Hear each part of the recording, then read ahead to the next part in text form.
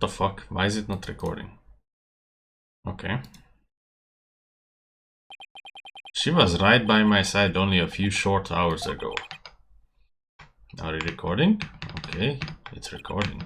Do I have this display capture turned on? No, okay. But I feel like I haven't seen her in ages. Oh, Mr. Wright. And Pearly too. I know you would come. After all, the first step is the interview with the defendant. And because you are my friend and I was worried about you. Thanks, boss. I'm not the only one who's worried either. Really? Who else? I saw Miss Woods today. She was so beside herself she came to find me. She told me you used to live in the Cosmos Space Center. No wonder you knew so much about the place. Oh, so you know now. So you know, huh? I'm sorry I didn't tell you. That's alright. But there are some other things I would like to ask you. Sure, you can ask me anything. I promise I won't keep any more secrets from you.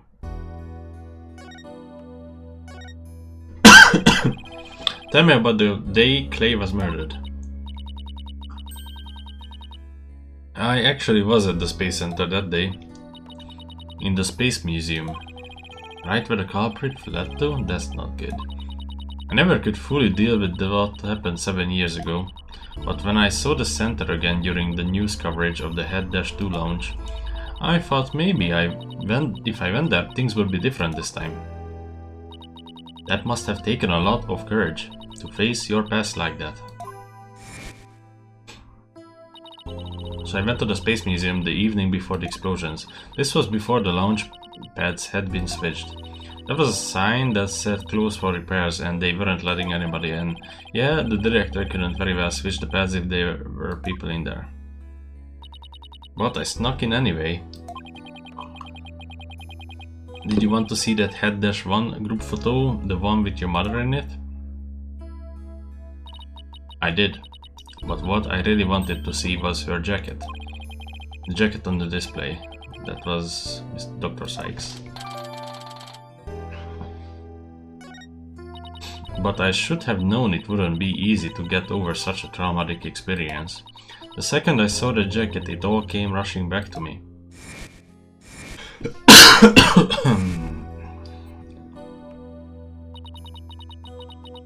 Everything around me went hazy and I couldn't see. I tried to get out of there somehow. But I guess I passed out.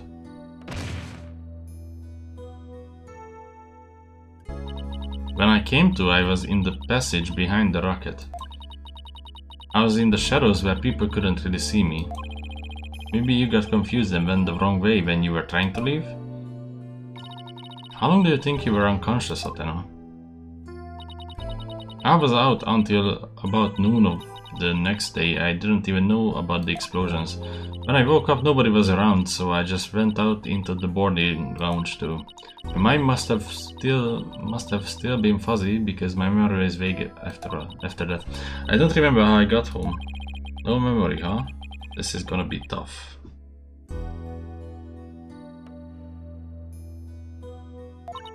Which means, what if I'm the one who killed Clay? I think that's enough of that, Athena. Let's talk about something else. Bro. So during the entire incident, she was unconscious in the Space Museum. Of course I believe her. But will anybody else? Your mother's work. What kind of research was Dr. Sykes, your mother, doing? Machines that could tell people's emotions by their tone of voice. And by special ability. Someday when people travel to distant planets, their companions will be robots. So she said they had to be able to understand how their human companions felt. Wow, robots that can understand you people. I was just a convenient subject for her research. All she ever did was work and she never paid any attention to me. Oh, sorry about that, dredging up all that old stuff. No need to apologize. I guess her home life was complicated. Oh, by the way, Miss Woods said something about you always wearing headphones. She was always wore. Yeah. for research. I had to wear them every time I went out. Oh, I hated them so much, but she wouldn't listen. What were they for? Oh, she gave me some kind of explanation. But I don't remember now. Yeah, it was too difficult for a little kid to understand. Okay, but let me say this one thing. I don't think your mother only thought of you as some handy subject for her research. I want to believe that, but just about the only things my mother left me with are widget and this earring. Oh, it's beautiful. It's made of piece of real moon rock she had for research. Maybe she did love me in her own way. I'm sure of it. I'm really sure she did. Because that's what I want to believe too. Moonrock earring. I would better ask her a little more about her mother's research. I should show her that paper I found in the robotics lab. Hey, Athena. I wonder if I ever get the chance to present evidence like that again. I probably never work as a lawyer again now. Don't talk like that, Athena. We're going to clear you of false suspicion. Just you wait. I hope you can. I really hope you can.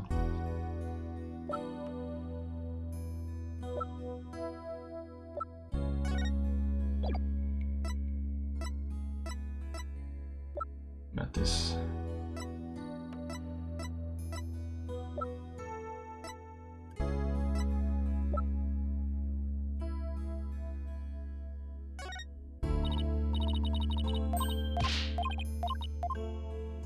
it wasn't this one. What is it? Robots with Heart? Oh, the Punko series. You must have gone to the robotics lab. You seem to really love Punko and Klunko. Yeah, my mother made them and I grew up around them, you know.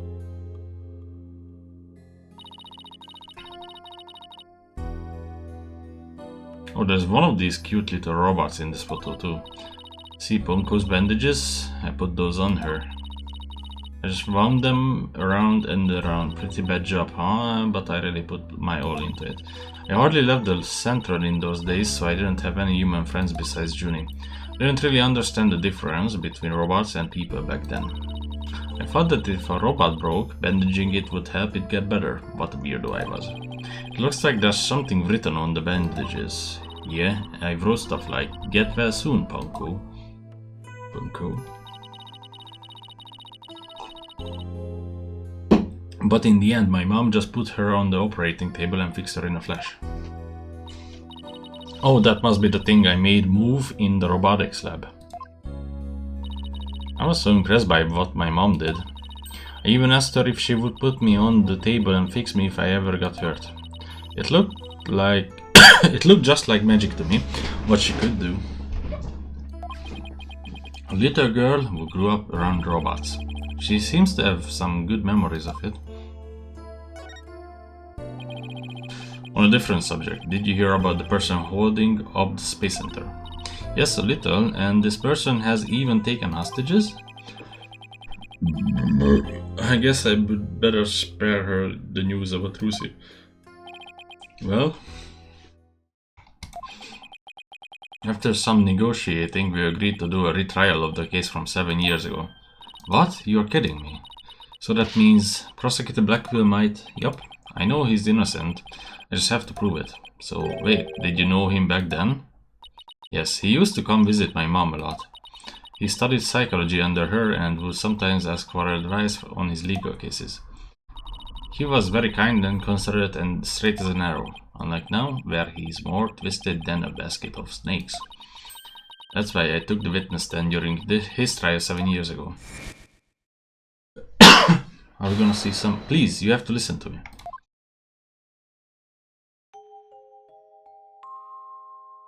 He didn't kill her. His heart is screaming that he didn't kill her. I was a fool. How could anybody else know what I was talking about? She heard the voice of his heart. You were only 11 then, right? You were very brave just to give a testimony. Hers is right. You did the very best you could at the time. But nothing I said did any good. I was shaking and scared little girl, small and ineffectual. Even after I went to live with my relatives in Europe, I stayed closed up in my shell. But you're different now. You're always so bright and cheerful. Thanks. That's because one day I came to realize that I had to fight. I couldn't give up. I exercised hard and studied hard. I wanted to become the strongest lawyer I could be. I wanted to save Simon, but I had no idea how. Then I met Mr. Wright and thanks to him, I realized that if I became a lawyer, I could prove that Simon was innocent. I also realized that psychology could help me do this. I mean, psychology was my mother's specialty. When I studied it, I felt like she was there with me, supporting me. It doesn't seem like Athena knows that Prosecutor Blackwell is due to be executed tomorrow. I wanted to prove Simon's innocence personally. I wanted to do it so bad. Even now, I want to fly out of here and go save him.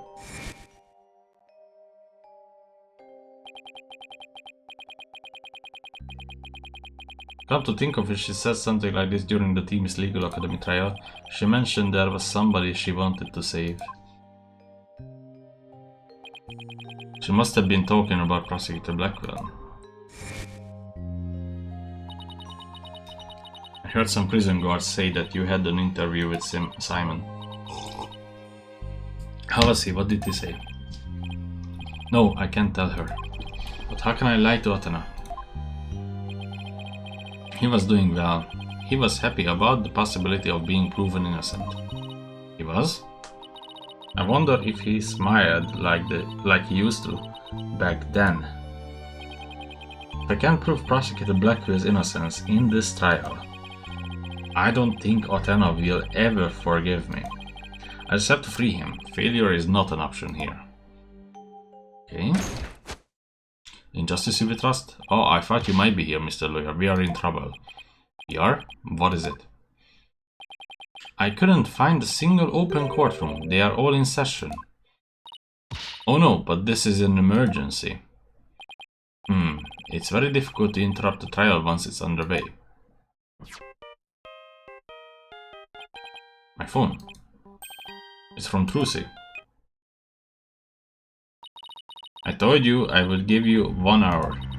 I guess it's time to pick one of the hostages. No wait, we still have a little more time. Besides, all of the courtrooms are being used right now. Make all the excuses you want, but you won't get more time. Your daughter is first. The poor thing, she's a little too young to die, don't you think? Don't you dare hurt her, there has to be something I can do. The cruelest injustice is about to befall us. No, this can't be happening. Mystic Maya, help us. Wait a minute. Maya. During a trial in the middle of an exploding courtroom. There must have really been something, although weird is par for the course with you. A courtroom. Blew up. That's it. That is a courtroom we can use after all. Okay, time's up. Too bad. Any last words you would like to say to her? Hold it! Aura, please don't add to the crimes you have already committed. So you know who I am, do you? Oh my god. Of course we do. It wasn't like I was trying to keep it a secret anyway. We are ready to start the trial. We can hold it in the ruins of courtroom number 4. The one blown up by the bomber. Oh, what a wonderful idea, Mr. Nick. I never would have thought of that. Astonishing trial in an astonishing location. I guess it's only befitting I go get the place ready right away. I didn't exactly pick the place for its astonishing factor. How about it? Are you ready to have your brother's innocence proven? My brother. Oh, I'm sorry. Did I forget to mention? It's not Simon you'll be defending. What? Not Prosecutor Blackwell? I indict Athena Sykes on the charge of murdering her own mother. You'll be defending the little princess there, the one behind the glass. See you in that mountain of rubble you have chosen for our courtroom, Mr. Wright. What is she talking about? Athena? Of course, why didn't it ever occur to me before? If Prosecutor Blackwell is innocent, somebody else have to have been the true culprit. Did I kill my own mother? No.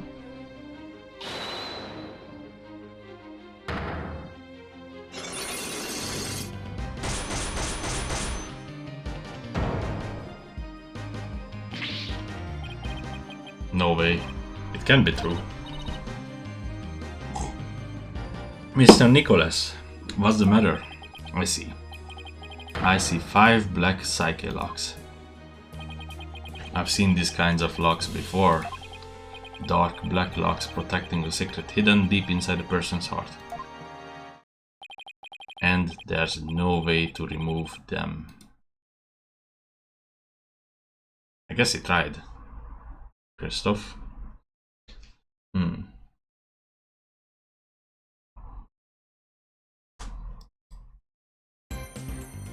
What will be the punishment?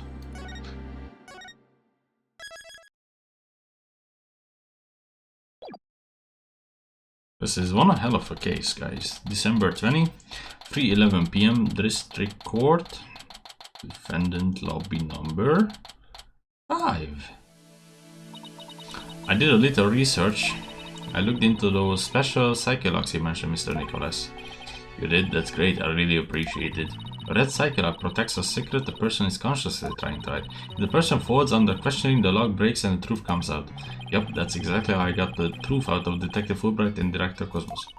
But the black psyche lock protects a secret from the deepest place in a person's heart. A secret that the person isn't even consciously aware of. So even they don't know if it's there. Athena isn't trying to keep anything from you on purpose. For some reason, part of her heart and her memories are sealed off even from herself. Okay, so all I have to do is break the psyche locks. According to my research, a black psyche lock is like a heavy chain wrapped directly around one's heart. If they are ripped off by force, it could cause permanent damage to a person's soul. In other words, if I'm not careful, I could traumatize Athena for good. God. Perse, could you stay by Athena's side? She must be suffering under the weight of such heavy burden. Alright. But will you be alright by yourself, Mr. Nicholas? I'm up against Edgeworth. I have to be able to give this trial all of my focus and strength. And you can't do that if I'm there. I just hold you back. No, that's not it. I just meant I can relax and concentrate if I knew you were with Athena. You're the only one who can do it, Perse. Alright. I do it then. Good luck, Mr. Nick. Good, now that my mind is at ease, I would better get ready. I just tidy up the evidence and take out what I don't need. It's time to end this nightmare that started 7 years ago.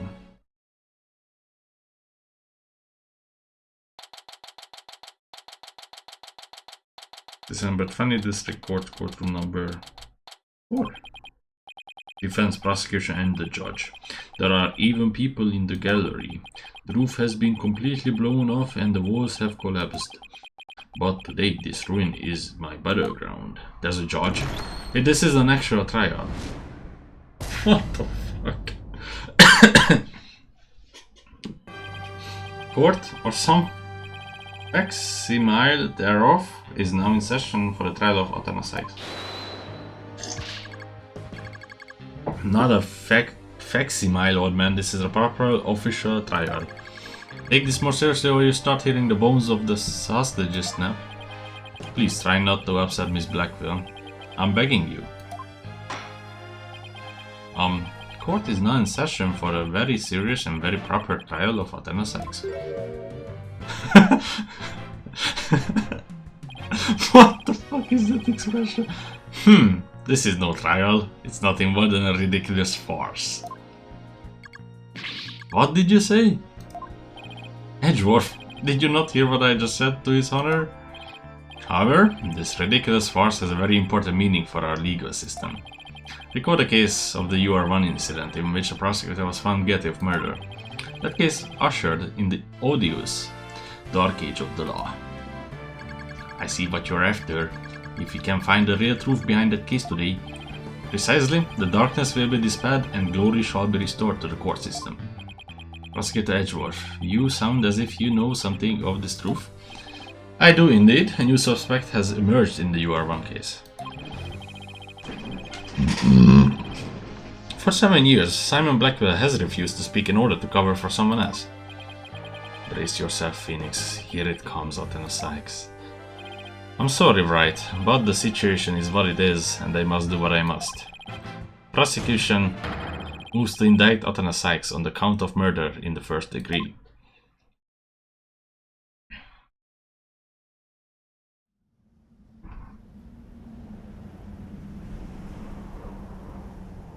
Regardless the circumstance, I intend to question the defendant with all I have. For that is a part of my creed. Then you'd better bring it.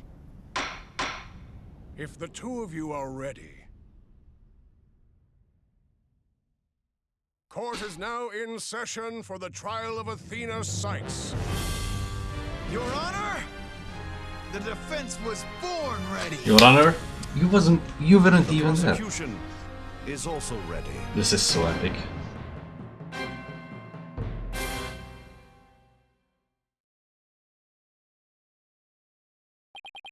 This immense tension between us. It's like we are picking up right where we left off.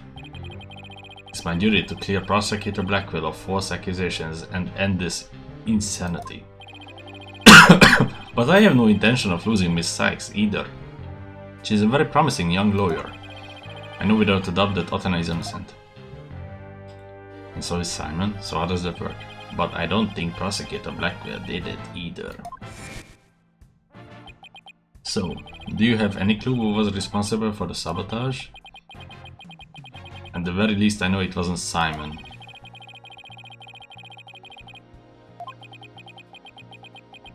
Spy.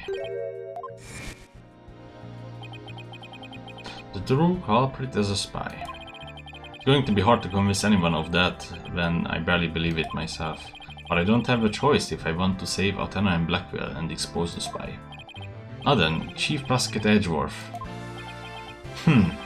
No need for the Chief Prosecutor bit, Your Honor. I'm here as a simple prosecutor. Very well, your opening statement please, Prosecutor Edgeworth. Although I've been known of late to give an impressive opening statement myself. In all the trials I have ever seen, only the prosecution gives an opening statement. Oh, of course, you're right, I was just joking, just having a little fun. So he wasn't doing them just out of fear, interesting. Let's start with a brief overview of the UR1 incident. Urine 1. Urine. The incident occurred at the Cosmos Space Center 7 years ago on October 7th. Oh no, October 7th. The victim, psychologist Mattis Sykes, was killed in the robotics lab on the 4th floor. Athena's mother. Simon Blackwell, a young prosecutor at the time, was found guilty of the crime. Athena Sykes? I don't want to pronounce it as Athena. There were two deciding factors that led to his guilty verdict. One, Blackwell was the only person in the corridor to the lab at the time of the murder. And two, this photo, which captured the moment of the crime. Very incriminating evidence indeed. It would appear that the only conclusion is that Prosecutor Blackwell did indeed. Are you kidding me? I'm not accepting any conclusion of that kind. This opening statement is over now. Hurry up and call the witness. Excuse me, Miss Blackwell, but we must follow the proper procedure for these things, you know. Or perhaps we should heed her wishes, Your Honor. She's a trial sponsor after all. Besides, the courtroom is chilly and sitting for too long can't be good for your back. Oh, you're very kind to show such concern for the welfare of the elderly. As good as ever playing at the court puppeteer, I see. The prosecution calls its first witness. A witness who decided to bring forth new testimony after 7 long years. New testimony. And just who is this witness anyway? Blackwell? Fulbright? Bobby Fulbright is the name in Justice We Trust. What are you doing here? I'm just here to speak for the hostage taker, Miss Aura Blackwell. She says she's too busy with confining and threatening the hostages and all. That doesn't seem to stop her from constantly chiming in through Clonco. Nothing more than an observer in this. Do your best. I'm watching you. Believing her brother innocent, Miss Blackwell has been conducting her own investigation, and though her current actions are hardly lawful, I think we can at least hear her theory. I've heard Miss Blackwell's notes on the investigation she's conducted, and I'll be giving testimony based on these notes. Here I go.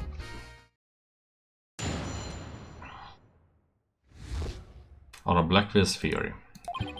Simon isn't the murderer, he was trying to cover for someone. Someone else was at the scene at the time. They say Simon committed the murder.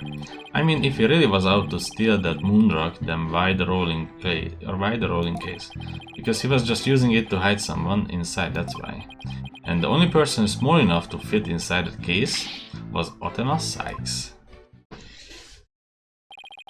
And that's Mr. Blackwell's theory.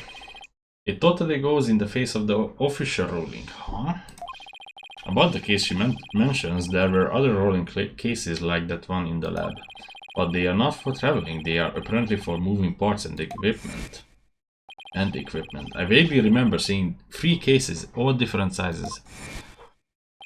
In the last trial, they thought that Prosecutor Blackwell used the case to steal the rock. And they had a perfectly good reason to think that too. You see, there's a security camera in the corridor that leads to the robotics lab.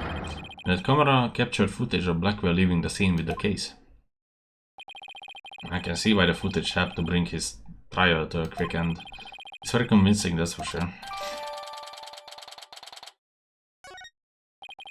That case, by the way, was later discovered outside of the Space Center grounds.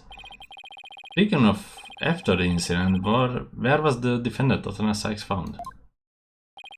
She was found on the 5th floor of the Space Center in the Sykes family residence. Prosecutor Blackwell most likely brought her there after the incident. In addition, it's unknown where Miss Sykes was at the estimated time of death. Miss Sykes was too confused by the shock of her mother's death to give proper testimony, and there was no witness or evidence to tell us where she might have been. So what you're saying is Miss Sykes didn't have an alibi? That is what the evidence is saying, yes. I understand the reasoning behind the theory, but I'm far from convinced. The victim is the accused mother. Are you actually claiming the 11-year-old girl? Of course, the girl had a very strong motive. Dr. Sykes was a psychologist who wrote many papers about speech and emotions. You are aware of Athena Sykes' special ability, aren't you, Your Honor? Are you referring to that therapist thing? Yes, she's done it quite a few times in court. The ability to read emotions from speech and the subject of her mother's research. Well, as long as it benefits society, I don't see any particular problem researching it. I don't like where this is heading. Not one bit. Dr. Sykes was so intent on her research, she forced her daughter to undergo experiments. Prosecutor Edgeworth, are you seriously suggesting? I've done my best to be delicate, but even you can deny it to be true, Mr. Wright. No longer able to withstand the anguish of the experiments, Miss Sykes felt her only choice was to kill her own mother.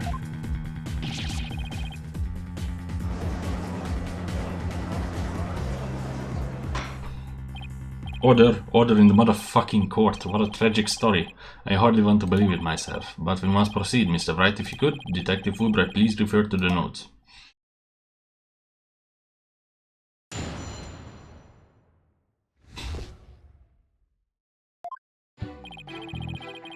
Simon isn't the murderer, he was trying to cover for someone. So Prosecutor Blackwell willingly accepted a death sentence to protect someone else? Yes, that is precisely what Miss Blackwell appears to believe. And that is what I believe as well. Prosecutor Blackwell is no murderer, Mr. Wright. But Athena Sykes certainly didn't kill anyone either, Mr. Edgeworth. So it appears neither of us can afford to go easy on the other. Fine, I expected no less. Oh, I remember this tense atmosphere, it's so invigorating. I'm only reading notes here, but yeah. I feel extra invigorated too, so let's keep going. Someone else was at the scene of the at the time. They say Simon committed the murder. Hold it! But that's just speculation. Objection! No, Miss Blackwell has proper grounds for her claims. Objection! Then why didn't you say so in the first place? Objection! You're the one who screamed hold it and cut me off. Fine, so maybe I just jumped the gun by a teeny weeny bit.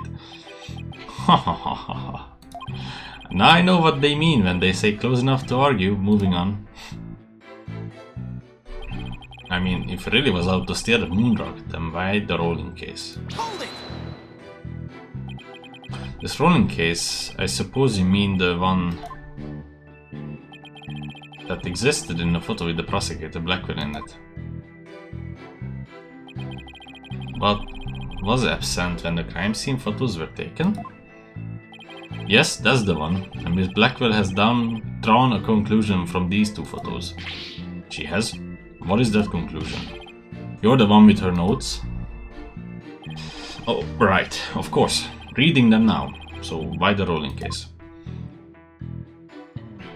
Because he was using it to hide someone inside, that's why. Hold it! And how do you propose he hid a person inside one of these crates? Have you forgotten that we saw just such a thing only the other day? At your own daughter's magic show? She fit a grown person into a small box. Oh yeah. Hate to ruin the memory of a good day. Magic show. I wish you would have thought to invite me. Actually, I would have liked to go too. My apologies. I invite you both next time, I promise. So, wait a minute. What were we talking about again? Prosecutor Blackwell was using the case to hide someone. And the only person small enough to fit inside that case was Athena Sykes. I think I just have to go with the fact that it couldn't have only been Athena Sykes. Maybe?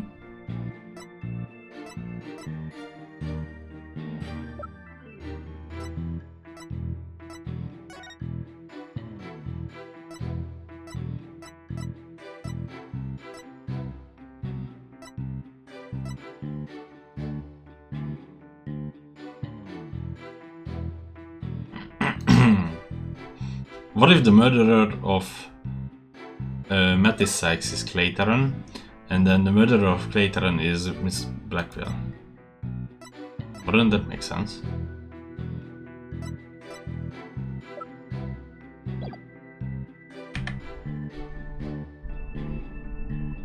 Hold it! But that's nothing more than conjecture, and it's hardly the only possibility. In that case, who do you think Prosecutor Blackwell had in that case? I think it was the moon rock. Objection! There were 3 cases at the scene, but Prosecutor Blackwell used the largest one. The moon rock was egg-shaped and only about 8 inches in diameter. It wouldn't have made any sense to use the largest case there just to move the rock. Objection! Be that as it may, it doesn't prove Miss Sykes was inside. Then let me ask you this. Can you come up with a better theory of what was in the case?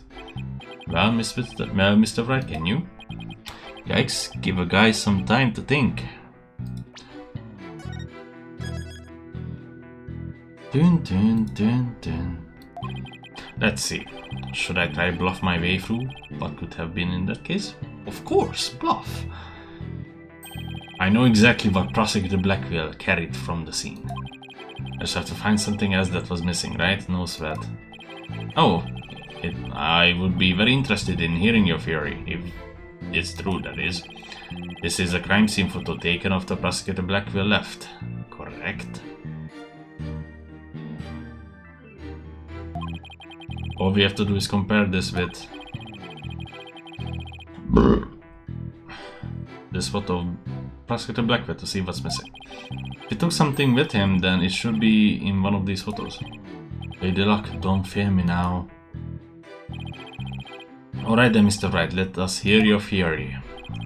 What did Prosecutor Blackwell take from the scene of the murder? Tin tin. Tin tin tin tin. Dun, dun.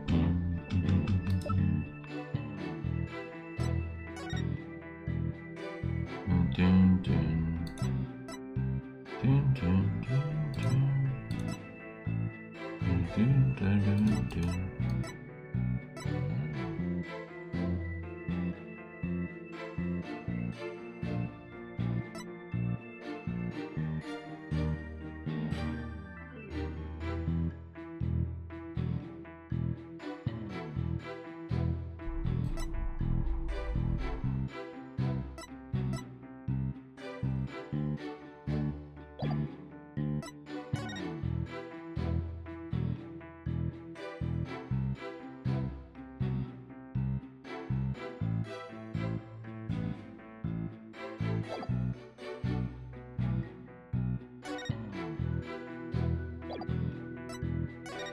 Not even the same scene is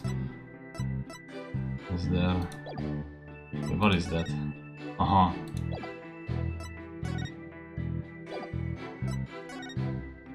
I mean, yeah.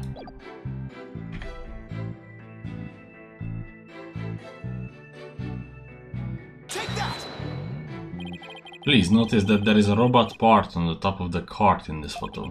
However, in this photo taken after the crime, the robot part is gone.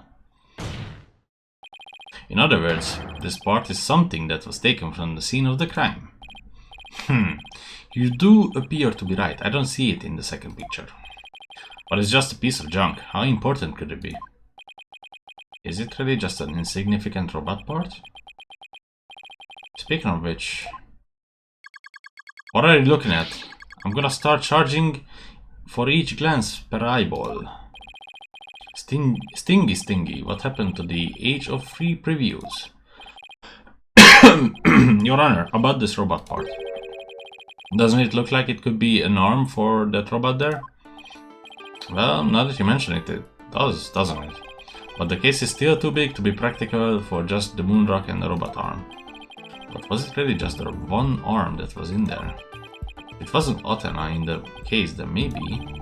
I believe there was another robot at the scene that just like the one here.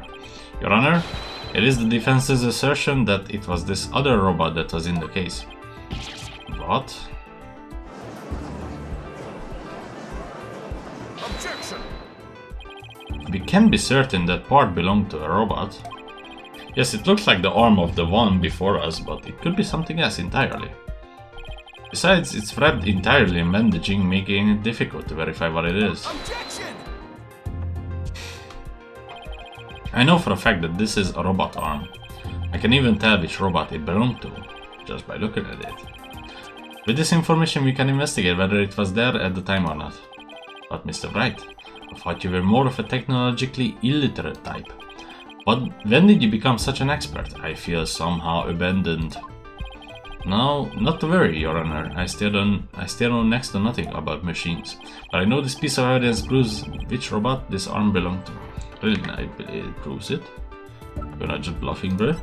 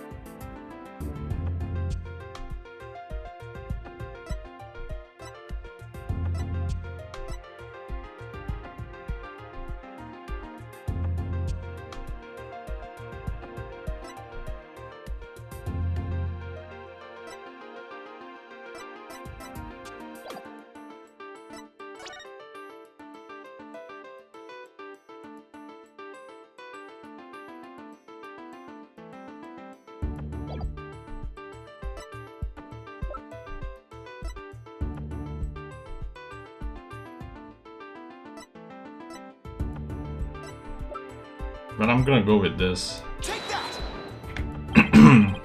Is this conclusive enough for you? It's perfectly conclusive of your utter incompetence. Can't you be normal for once and simply say that's wrong? You have conclusively earned yourself a penalty as well, Mr. Wright, don't know? Well, given the arm's distinctive feature, this is one conclusion that won't escape me. I may not know my hard disk from a floppy drive, but I know this piece of evidence proves which robot the arm belonged to. Really? What the fuck proves it?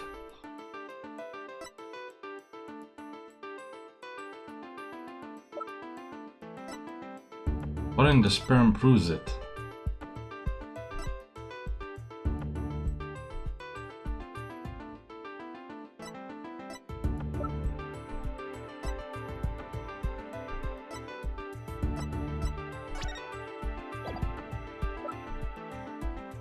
Research? What is the research for?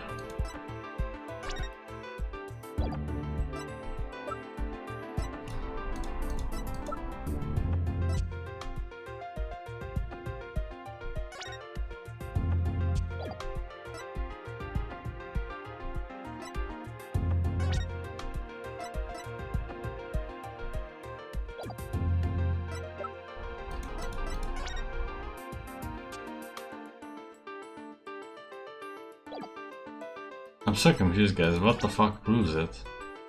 Oh, okay, this one. Okay. Take that!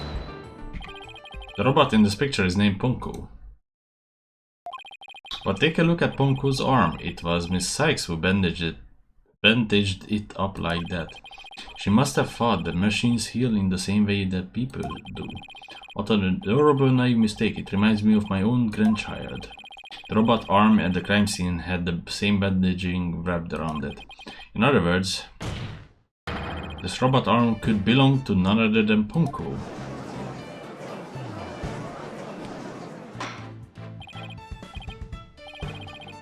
Order in the court. Order, I say. Prosecutor Edgeworth, what do you have to say to this?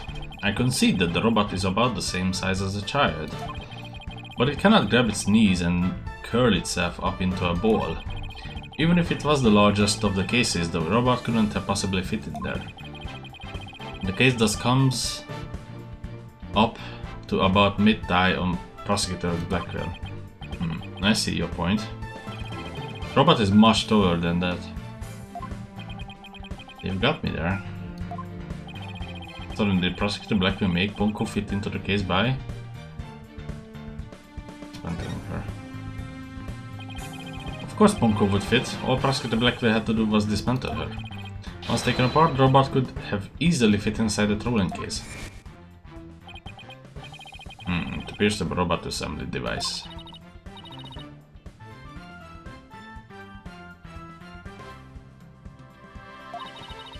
It sounds pretty neat. Can I push it, Mr. Nick? It sounds rather violent, but Mr. Wright does have a point there. Objection! Except that there was a body on the table where robots are dismantled and assembled. There would have been no room to take the robot apart. Objection! But what if it wasn't done on the table? What if the katana was used instead? You mean the sword? Yes, Your Honor, Miss Blackwell, I would like your opinion as a woman of science. Isn't it true that the katana could have been used to take the robot apart? I suppose so. Their joints are made of very tough material. A blade could slice through them. Thank you for your expert opinion, Miss Blackwell. Thanks to you, now we know. We now know that the existence of the severed arm in this photo proves that Punko was taken apart. In addition, since the rest of Punko was not found at the scene, we can conclude that the grooming in this photo is very different from the original interpretation. You can't mean. That's exactly what I mean. This photo does not capture the moment of the murder. It is instead a picture of the moment after the robot was sliced apart. The blood you see where the arm was cut off was transferred there by the bloody katana. Most likely the rest of Punko is scattered around Prosecutor Blackwell's feet. Not hearing this. Therefore, what was transported inside that case was not the defendant but a robot. Miss Sykes was never at the scene of the time of the murder. My head, my body. Where am I?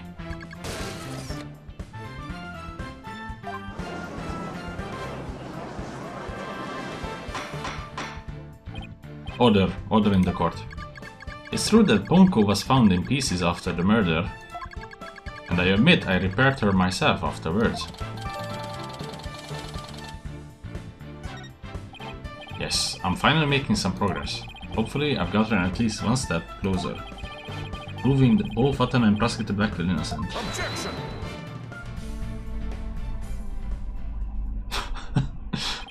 Well played, Mr. Wright. You have made your point abundantly clear. Sorry guys. I concede that it wasn't the defendant inside the rolling case, but the robot. Alright, what's going on here? It's never good when he plays things this straight. Does the prosecution withdraw its claim the defendant was carried from the scene? No, Your Honor, my claim hasn't changed. Objection! But Ponko and Miss Sykes couldn't have both been inside the case. Objection! The notion that the case was used to carry Miss Sykes was Miss Blackwell's theory.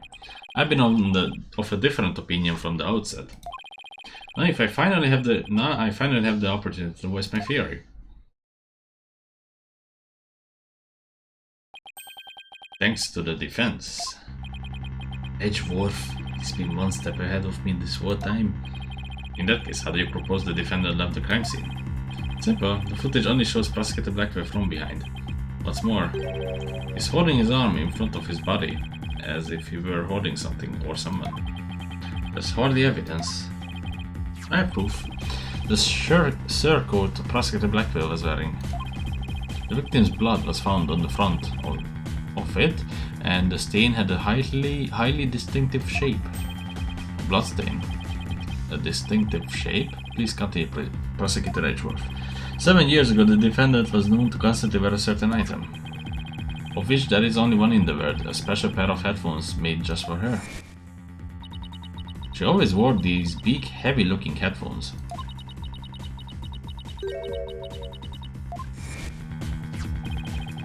Analysis showed the bloodstain to be in the exact same shape as these headphones. In other words, there was no mere blood spatter. The blood went from the victim's body to the headphones and then was imprinted onto Prosecutor Blackwell's coat like a stamp. A most gruesome stamp indeed. Blackwell carried Miss Sykes, who had been hit by a splatter, away from the crime scene. This proved that Atana Sykes was without question present at the crime scene. And that concludes the prosecution's argument.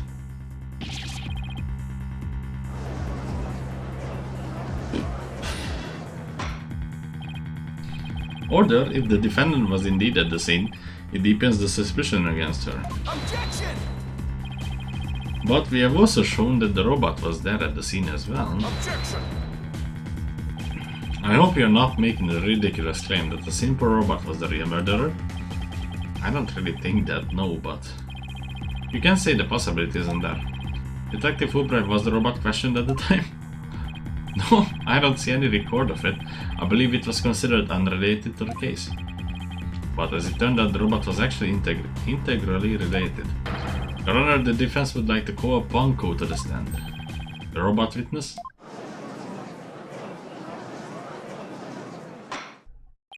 Order in the court. Prosecutor Edgeworth, what do you think about this? Mr. Wright has called all manner of witnesses to the stand over the years, so why not a robot? Nothing surprises me anymore with him. Very well, I will allow the witness. Bailiff, please summon the robot named Ponko. Ponko. Witness, please state your name and occupation. My name is not witness, my name is Ponko. Yes, I realize that, but when you are at the witness stand, you are the witness. No, I'm not, I'm Ponko. Say it with me, Ponko. What an utterly inflexible little robot. You are the last person who should be calling anybody inflexible. Haha, you remind me of my grandchild who just learned his own name. Oh, how precious. Alright, Ponko. I'm going to ask you some questions. Questions? You have questions? Ray, what are your questions? I want to know if you were there at the scene of the murder of Mattis Sykes. It was 7 years ago on the 7th of October around 2 p.m. in the robotics lab. Certainly, just one moment. Searching data. Search complete. Yes, I was there in the robotics lab.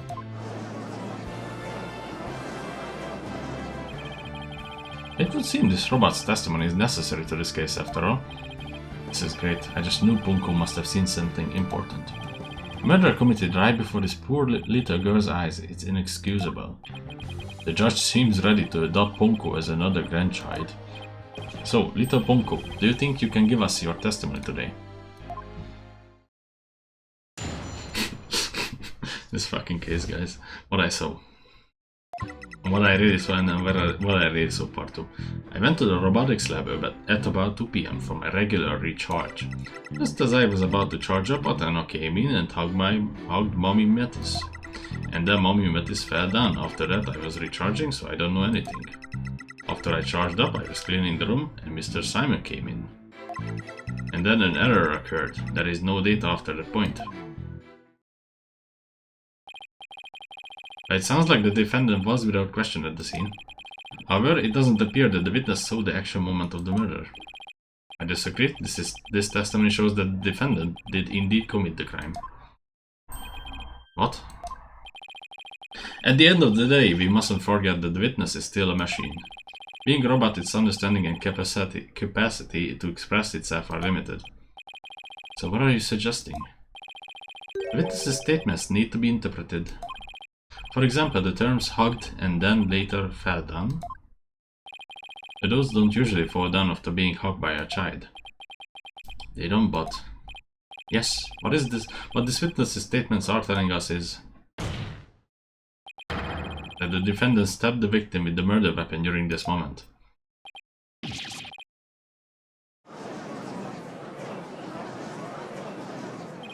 Before Miss Sykes hugged Dr. Sykes, did the two of them converse? Yes, they did. They spoke to each other very loudly, but I don't know what they said. Atana is usually so quiet, so I was surprised. Spoke very loudly. We can interpret this as to this mean they argued. I see. Murder after a heated argument. And then the victim fell down. I agree that it does sound like a reasonable interpretation. However, Punko doesn't seem to remember anything that happened after that. When I am recharging, I go into sleep mode. But I remember everything before that. I have a very good memory. You may as well admit defeat now, Wright. Don't know. A cross-examination would be useless. Don't be ridiculous. A cross-examination is never useless. Until now, think about it. Robots don't lie. This robot is both an important witness and valuable evidence at the same time. Nevertheless, I will have my cross-examination. I see you haven't changed. You never were the one to worry about wasting time. Very well, even if it may be a waste of time, you may proceed, Mr. Wright. Don't know.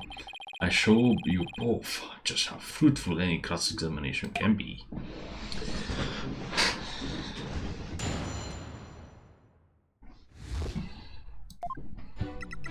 I went to the robotics lab at about 2 p.m. Your regular recharge, what is that exactly? I have to refill my battery's power or else I stop working. I go to the lab to do that. So the recharge occurred around 2 p.m. around the time of the murder? That's right. I go every day at 2 p.m. Just as I was about to charge up, Atano came in and hugged Mommy Mattis. Hugged her, which Edgeworth took to mean stabbed her with a weapon. You said the two of them were talking before Miss Sykes hugged her mother, is that right? Yes, they were talking very loudly, but I couldn't tell what they were saying. Couldn't tell, even though they were speaking so loudly? I'm only allowed to listen to voices that are directed at me. If it listened to every voice, it would be little better than a mobile eavesdropper. But it explains why some of Punko's testimony is so vague. It's a shame that our little friend wasn't listening in. However, we could have learned what they were talking about just before Dr. Sykes was killed. Now then, what happened after that? And then Mommy Mattis fell down. After that I was recharging, so I don't know anything. Hold it! I don't want to delve too deeply here, but could you tell us how the victim appeared and acted at this moment? Mommy Mattis was very surprised when she was hugged. I heard her heart pound. Her heart? Mr. Wright, have you forgotten about this document we found in the robotics lab? These robots have a heartbeat detection system. Now that he mentions it, I do remember reading something like that there. They detect the presence of people by the sound of their heartbeats. But wait a minute, that means Dr. Sykes really did die at this moment. Bunko, how was Dr. Sykes after she fell down? Did you still hear the sound of her heartbeat? Let's see, the moment she fell, her heart was pounding. After that, I don't know, I started recharging just then. Oh, the unlucky timing. If you had heard anything after that, it could have possibly proved that the hug wasn't actually the moment of the murder. I'm very sorry. I'm afraid I don't know. I'm very sorry. The robot is designed to go into sleep mode automatically, so it can't be helped. But it does appear it detected an increased heart rate at the moment of the stabbing. After Mommy Mattis's heart started pounding in surprise, she fell by the window. It was the round window on the workbench side of the room. Workbench? Oko must be talking about the table to the right of where the giant robot is now. Is there something critical in Ponko's statement just now? Yes. Your Honor, I believe the statement is critical. I would like it added to her testimony. Very well. Ponko, could you please add that statement to your testimony? That's good, little girl. Mommy Mattis fell down near the round window on the workbench side of the room. Hold it! Let's see. There are two round windows in the robotics lab. Which one did you mean? The one on the right, near Hanging Scroll. The Hanging Scroll was Mommy Mattis's prized possession. Okay, in the pictures of the crime scene from 7 years ago, there is definitely a hanging scroll and the Japanese theater mask hanging on the workbench side of the wall. But is there some problem with this statement?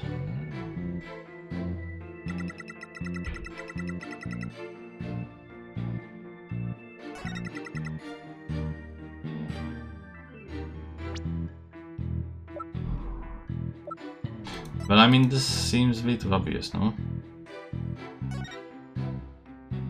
She's not by the round window, she's on that shit. Objection! Ponko, your statement may have just inspired a breakthrough. I was helpful? Hooray, I'm so happy. Just to be sure, let's go over it again, okay? The victim fell near the window on the workbench side of the room. However,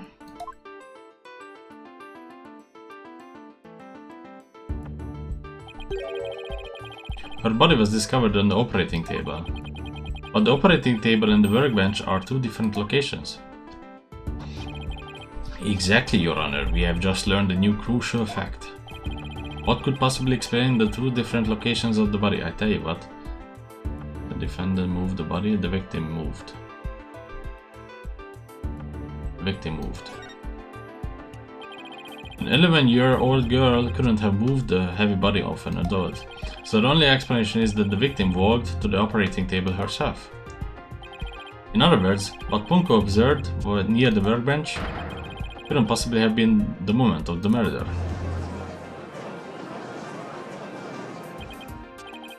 I am very relieved to hear that. Glad to know that the murder wasn't committed in front of little Ponko here. Yes, as we just heard in the testimony, Miss Sykes hugged her mother, nothing more. Objection! Have you forgotten? Right.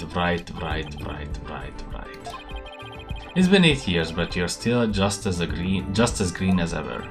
Green? But I can't recall ever seeing Mr. Wright in anything but a blue suit. Hey, blue's my favorite color. What can I say?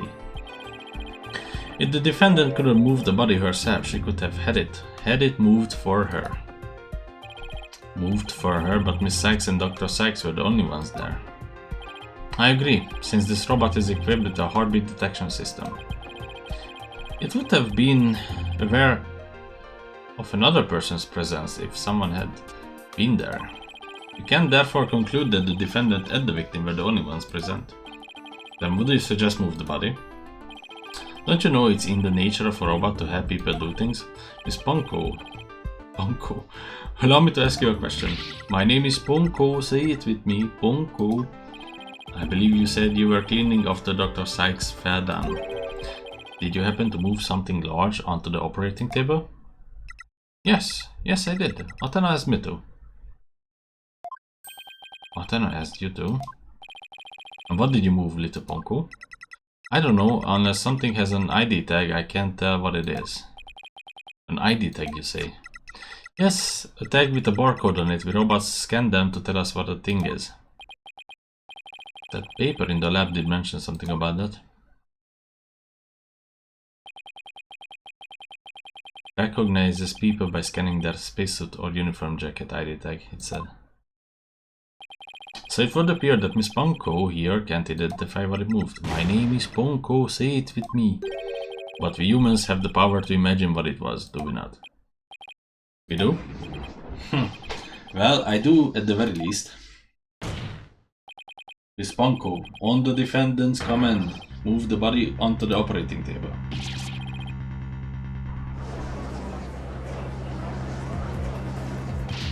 Ponko, did you really move Dr. Sykes' body? This is really important. Isn't there any way you could tell? I don't know. Without an ID tag, I can't tell. Give it up, Mr. Wright. If the victim's heart stopped, the robot's detection system would be useless. Furthermore, Dr. Sykes usually wore her white coat while she was working. She kept the jacket with her ID tag on it, dropped over a chair in the robotics lab, and only wore it for special occasions. In other words, the victim wasn't wearing her ID tag at the time. From the robot's point of view, her body was simply just another object. Objection! But Ponko is equipped with facial recognition system. If she really did move the victim, she would have recognized the body as Dr. Sykes. But she didn't, so that means... Objection! The face can easily be covered with a piece of cloth, a mask, or anything else for the matter. With the facial features hidden, the robot wouldn't be able to tell it was Dr. Sykes.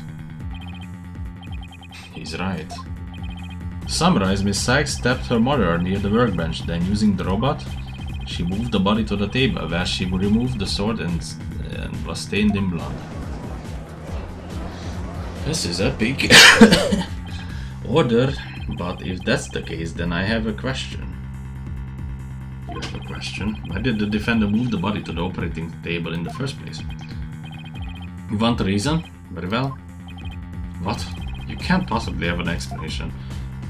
Your emotions blind you to the truth. You could learn a lot from our robot friends. Calm and rational thought will open your eyes to the truth in front of you, Mr. Wright. Now then, do you remember the operating table one special feature? I believe I read that robots can be assembled and disassembled there, isn't that right?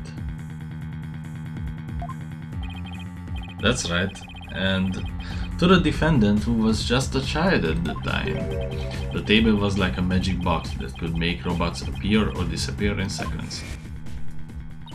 But in the end, my mom just put her on the operating table and fixed her in a flash.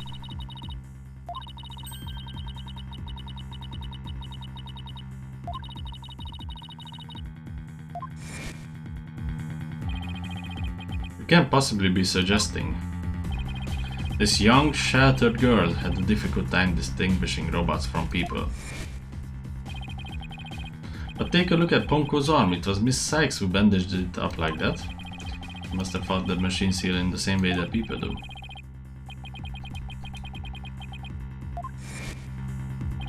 No way. I refuse to believe it. Miss Sykes made a childish, naive, and cruel mistake.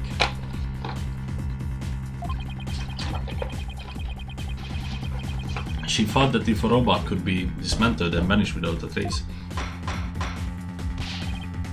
Prosecutor Edgeworth, if you're about to claim that what I think you are, I demand that you word it as delicately as you can. With all due respect, Your Honor, all I can do is present the truth as it stands. The reason the defender moved the victim's body to the operating table... Hold it! No, don't say another word, just stop. Was to dismantle the evidence so that she could get away with her crime. That can't be. That can't be true.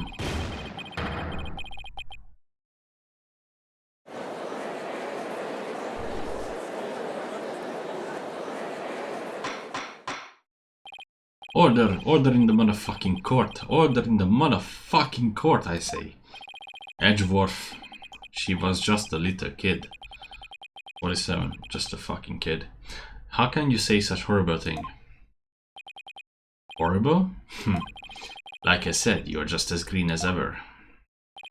I came here today as a prosecutor to seek only the truth, no more, no less.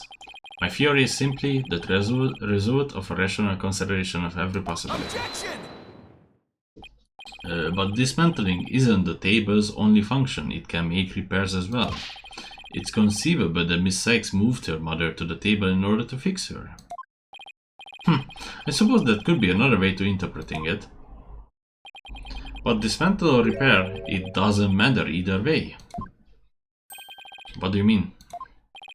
After murdering her mother, Miss Sykes may have come to her senses. Perhaps she did want to make it appear as if it never happened, as if it had never happened, and that's why she tried to repair her mother. Yes, that's one possible explanation. But we mustn't forget the facts of this case. The victim was observed to fall down after being hugged by the defendant, and the body was moved per defendant's command. These two facts that indicate the defendant's guilt, remain unchanged. This just can't be true. Mr. Wright, do you have any evidence to refute the prosecution's claim? Of course. Let's see. Can't think of any. I'm afraid I don't have any evidence. Since becoming chief prosecutor, I've learned that the truth isn't always pretty. Now accept the truth, Mr. Wright. Your subordinate murdered her own mother. Your Honor, the prosecution demands a verdict. The hostages have suffered enough. What a terrible and tragic conclusion. If the defense has no counter-argument, I see no need to further prolong this trial. Edgeworth's argument seems solid enough, but there's no way Otsana could have ever done anything like that. What do? There has to be something. But I can't think of a single thing. The robot is lying.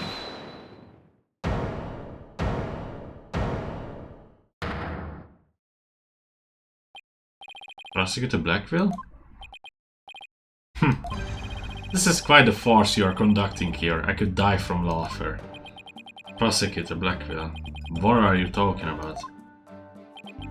What I'm talking about is that your argument is based on an entirely false premise. Go on, we are listening. Could this be a miracle I need? But what is Prosecutor Blackwell trying to pull here? 7 years. For 7 long years. This case has been on my mind, not for an instant did I not think of it. I'm the one who killed my mentor and don't think you can alter that fact now. Your boldness I will take to the stand and I won't take no for an answer. Of course, Prosecutor Blackwell, please go ahead.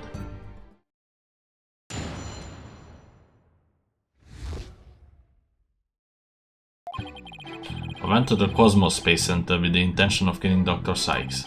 But when I got to the robotics lab, I found Athena there instead. I would not be swayed from my purpose, so I waited for Dr. Sykes to return. And then I committed the act. Oh, how cathartic it was. But it would have recognized another heartbeat, no? So what the fuck? But little Ponko here witnessed the victim falling. In other words... Objection! I don't need any of your other words, old man. I can guess what happened. Which would be... She fell means she fell, merely that. A mother and a child fooling around, perhaps she tripped. Not that it matters. When I entered the lab, there was no trace of Dr. Sykes to be seen. There was no dead body either, of course, meaning she must have left the room. So the murder occurred after the time period Hunko described in her testimony? You should hardly take shock in the words of a wind-up toy. Objection! Then how do you explain the fact that the defendant had the robot move something? Tana was always tinkering with robots on the operating table to amuse herself, and she always had Ponko move the heavy ones for her. That day was no different. Ponko moved the heavy robot for Athena. This is awful. What he's saying seems to make sense, and yet... Objection! Prosecutor Blackwell, are you trying even now to turn away from the truth? Don't you realize we could bring the dark age of the law to a close today? Objection! You expect too much from me. I'm just a murderer beyond redemption. Why don't you just let me go, so I can settle down into hell? Prosecutor Blackwell's execution is tomorrow. If the truth doesn't come out now, it's all over. Are you saying that the little girl and the robot had nothing to do with the murder? That's right, so let's hear your verdict. If you don't hurry, I might miss the ferry across the Styx. Don't you dare, Judge. Don't forget I have hostages over here. And Simon, how long are you going to cover for her? Miss Blackwell. Forgive me, Aura. I never wanted you to do anything like this for me. But you agreed for this, Arya. So if you have any counter-arguments, then present your evidence. That's the rule of the courtroom. Isn't that right, Chief Prosecutor? Blackwell. You selfish. Well, to be frank, I don't like this, but it's my duty to make a decision. If no one has counter-argument, I will announce my verdict. Is this really happening? Is it really going to end just like it did 7 years ago?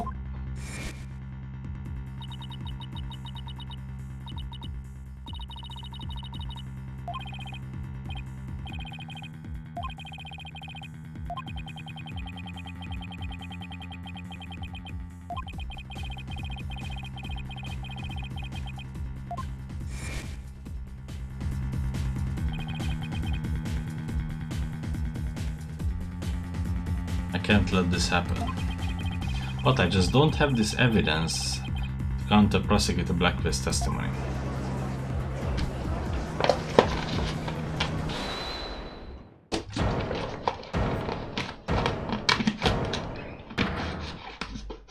What?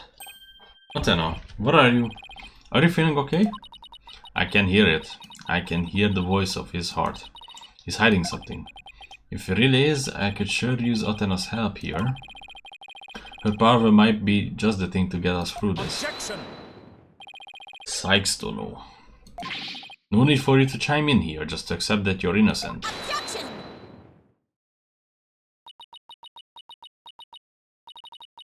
These past 7 years, they have been just as hard on me, you know. What are you talking about? Do you remember that horrible trial?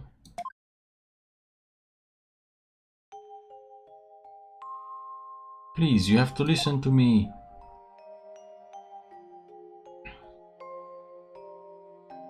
He didn't kill her. His heart is screaming that he didn't kill her.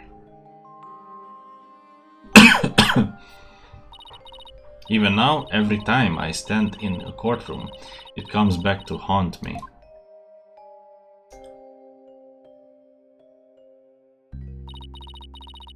Not being heard no matter how hard you try. Feeling so helpless.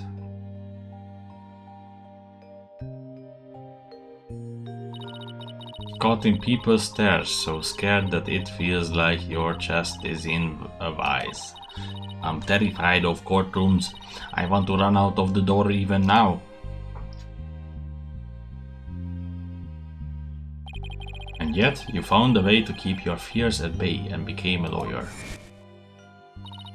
Thanks, that's because one day I came to realize that I had to fight. I couldn't give up.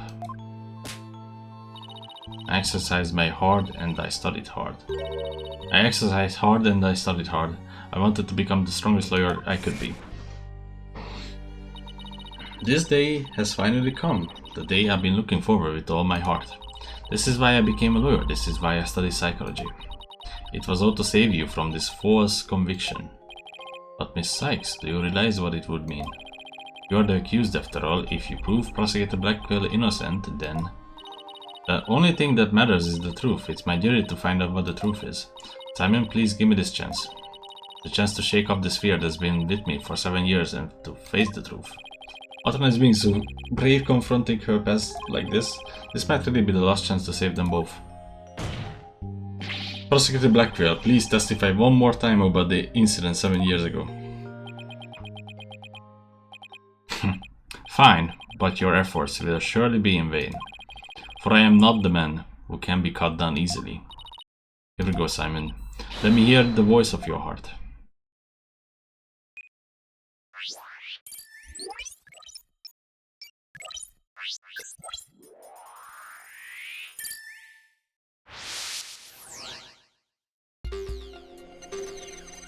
I went to the Cosmos Space Center with the intention of killing Dr. Sykes.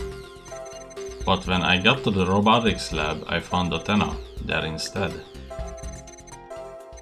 I would not be swayed from my purpose, so I waited for Dr. Sykes to return. And then I committed the act. How cathartic it was. His emotions are very guarded. His defenses are way up. He steeled his will as if he's never let his secrets be known. I don't know about that. We have got a couple of strong wills on our side too. Prosecutor Blackwell is the killer, and we are going to prove it. But what was he trying to do that day if we approach it from that angle? I bet we can find an emotion that just doesn't add up.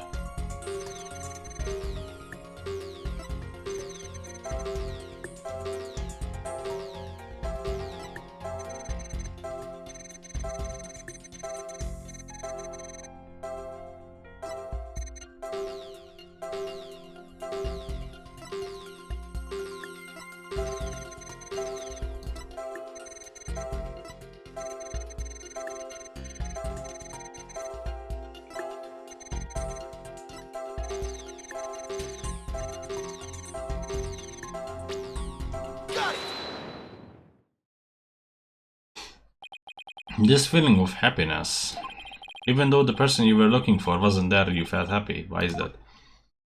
Simple. When I was looking for Athena and hadn't found her yet, I grew worried.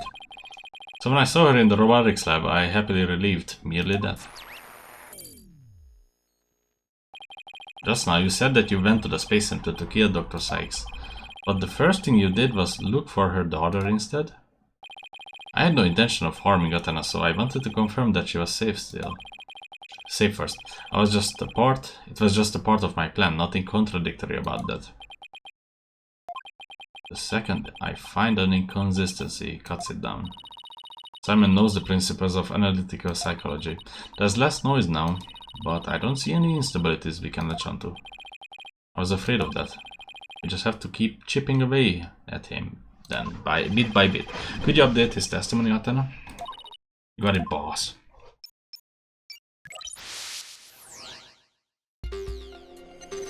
I went to the Cosmos Space Center.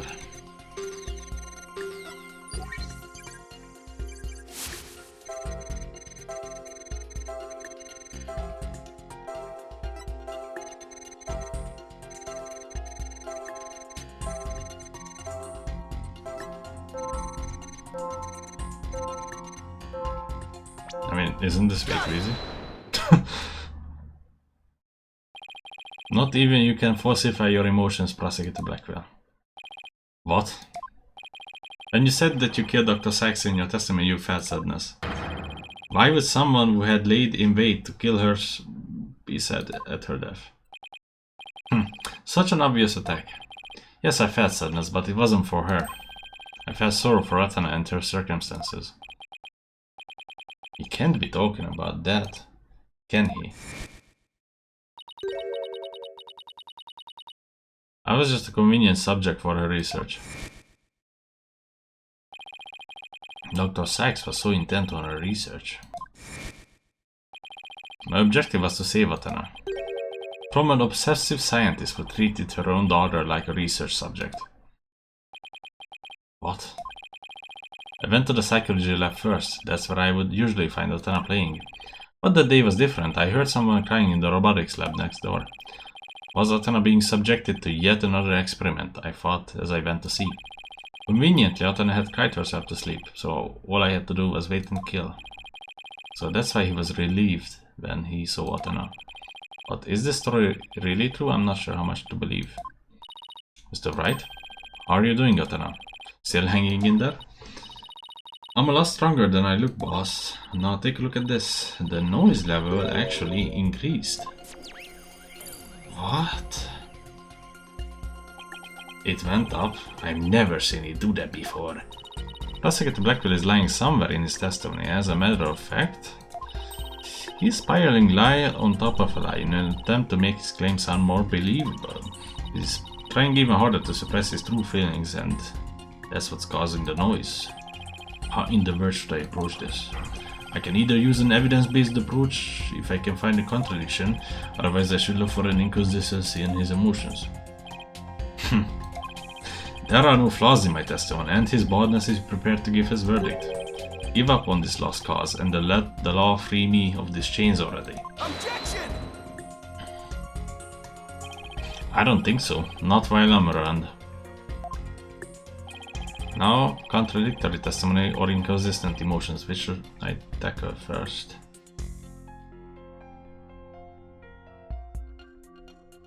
These emotions. Okay, let's look for inconsistent emotions. Got it, boss. But if you want to try looking for a contradictory statement instead, just let me know. I can easily switch over.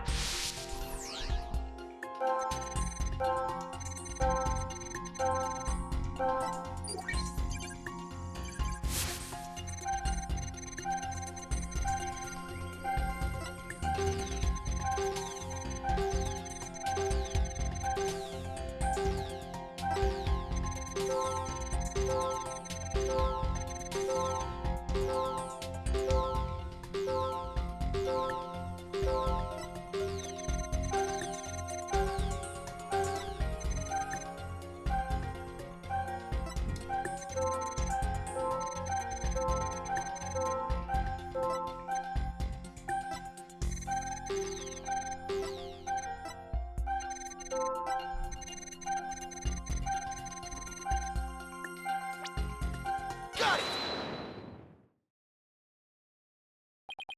How odd. Why would you register surprise at opening the door to the lab? Alright, fine. Explain if I must. What surprised me was Bunko. That toy figure attacked me. Dr. Sykes knew full well of my plan to rescue Atana, but she couldn't stand guard over her daughter 24 hours a day. Dr. Sykes had Bunko do it? That's right. She ordered Bunko to forcibly remove me on sight. So I slashed Bunko with the katana that was there in the lab. That rickety old puppet wasn't worthy of that fine blade. Mr. Wright, it's happening again. There's even more noise now. What the fuck is happening, guys? It's at 100% now. What's going on here? Whenever we find an opening, he covers it up with lies. We never get rid of the noise at this rate. It's pretty hard to keep telling coherent lies like that. His mind and will really are sharp and strong as a katana. Alright, what should I tackle first with this time? Testimony. I think there might be an inconsistency in Prosecutor Blackwell's testimony. Alright, let's give it a thorough check then.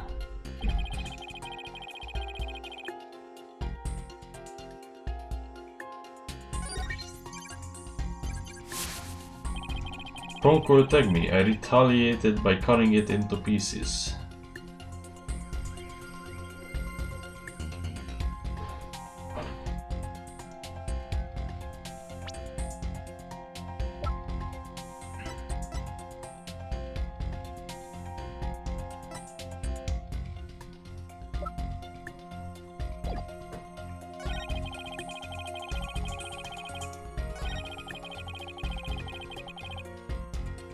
Give me a second here. I need to pee.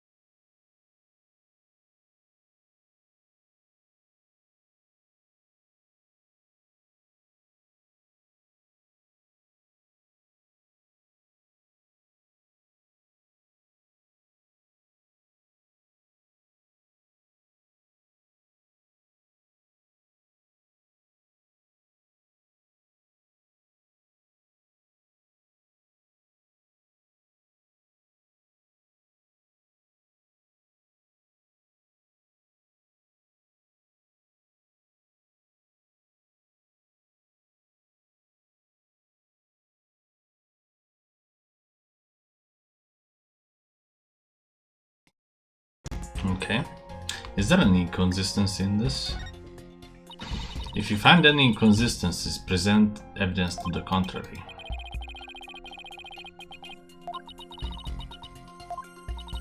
If you can't find any problem, yeah.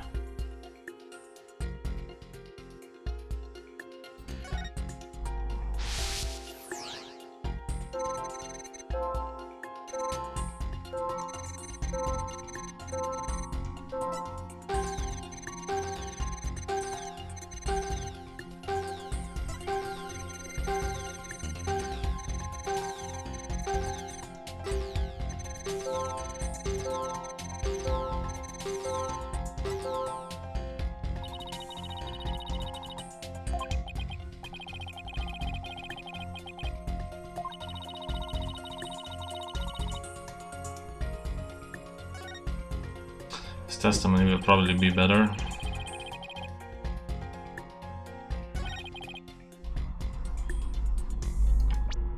I think it's this one where, you know, killing Ponko.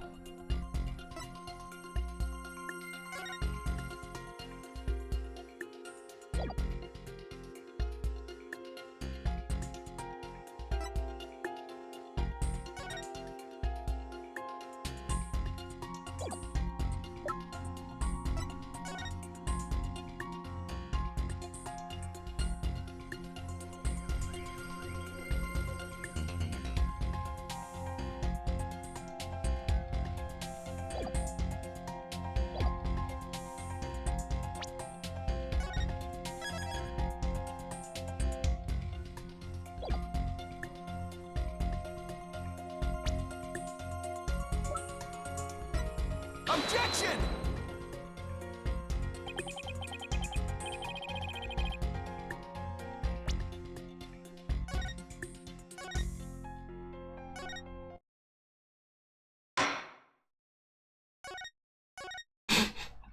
It didn't work. Because, yeah, I don't know. I can present the evidence. It's gotta be this statement. It's gotta be this fuck-ass statement.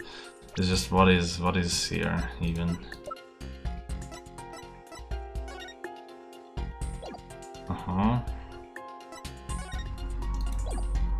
Objection!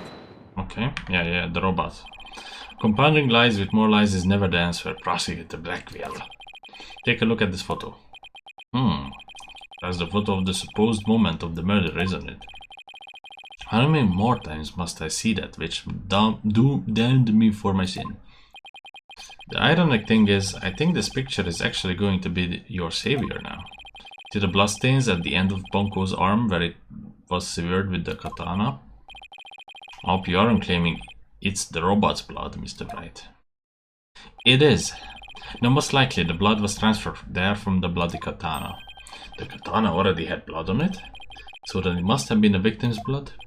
That's right, but if that's the case, we have found a glaring inconsistency. You said in your testimony that you cut up Ponko and then you killed Dr. Sykes. But in spite of that, the victim's blood is already on Ponko's arm in this picture. What? But that couldn't be. Exactly. In order for the blood to have been transferred from the sword to Ponko's arm, the victim must have been stabbed first before the robot was slashed. In other words, Prosecutor Blackwell, your entire testimony is nothing but a one giant ball of lies. That record the truth, Prosecutor Blackwell. Now, you have no idea what you're doing. His voice, there's so much discord. I'm hearing not just one or two, but a bunch of rampaging emotions here. It's hard to describe. It's like a violent whirlpool or something. Phoenix Wright, you will pay for this. Never have I been forced to reveal so much, but the rest I take to my grave. Prosecutor Blackwell, you are on the witness stand. You are obligated to tell the truth. Isn't that the role of the courtroom? And all those complex emotions, they seem to be flowing from one source. I think whatever really saw that day is what's causing these feelings.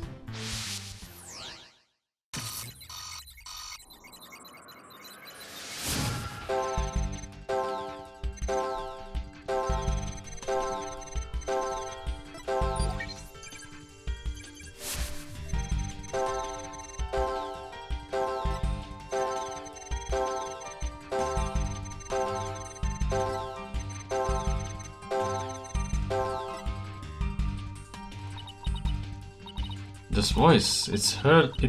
It hurts to even listen to it. He's been living with this pain inside him for all these years, and the root of it all is hidden somewhere in this testimony, isn't it? Yeah, that's right. Please hurry.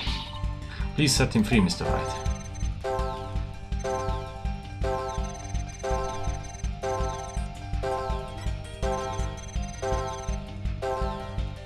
The terrible scene. What? Sorry, the terrible scene.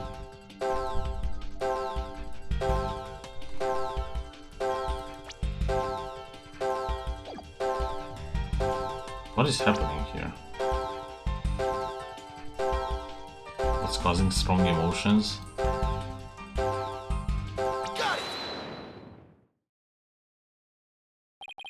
When you opened the door and saw Atana, you became overwhelmed by your emotions. Isn't that right, prosecutor? You should know better. And though it's pathetic, I admit I'm terrified to speak of it. Prosecutor Blackwell, Miss Sykes is innocent. I will always believe that with all my heart. Now can't you find it within yourself to believe in me too?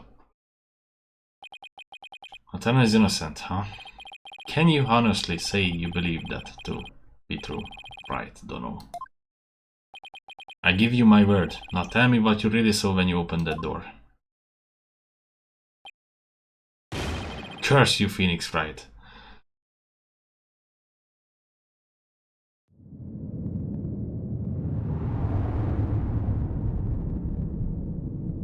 It was a tragedy. One I will never forget.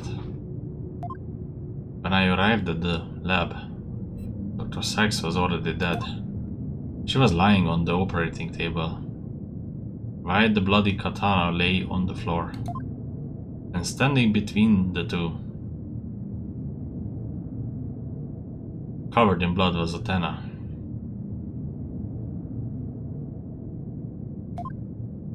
She smiled with a far-off look in her eyes as she sweetly said,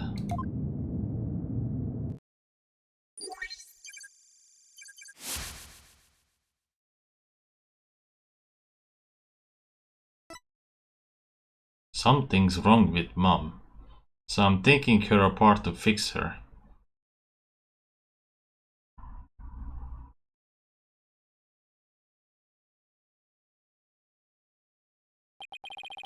That's what I saw. And now you have it. The truth that you so desperately wanted.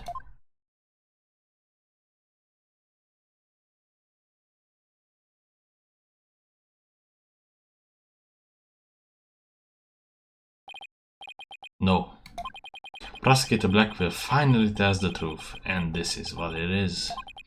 It's beyond devastating. I tried to take my mother apart?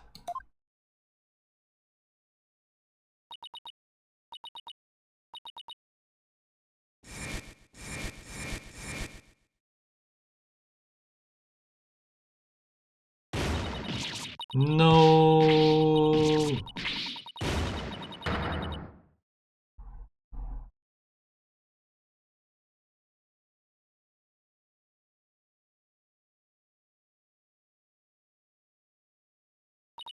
So it was me. I'm the one who killed my mother. Atana, as I said, right, the truth isn't always pretty. Murder disassembly on an operating table, a scientist using her daughter as a guinea pig. Sadly, it appears that my theory was correct, after all. Objection! It's true that Otano didn't like her mother's research, but you dare cast aspersions on my mentor by claiming Otano was used in such a manner? Dr. Sykes could be awkward with people. She loved her daughter with all her heart. She loved me? Your mother hated to see you suffer because you could hear the voices of people's hearts. She wanted to set you free of your pain, so she worked tirelessly on her research. Do you remember those headphones you hated so much?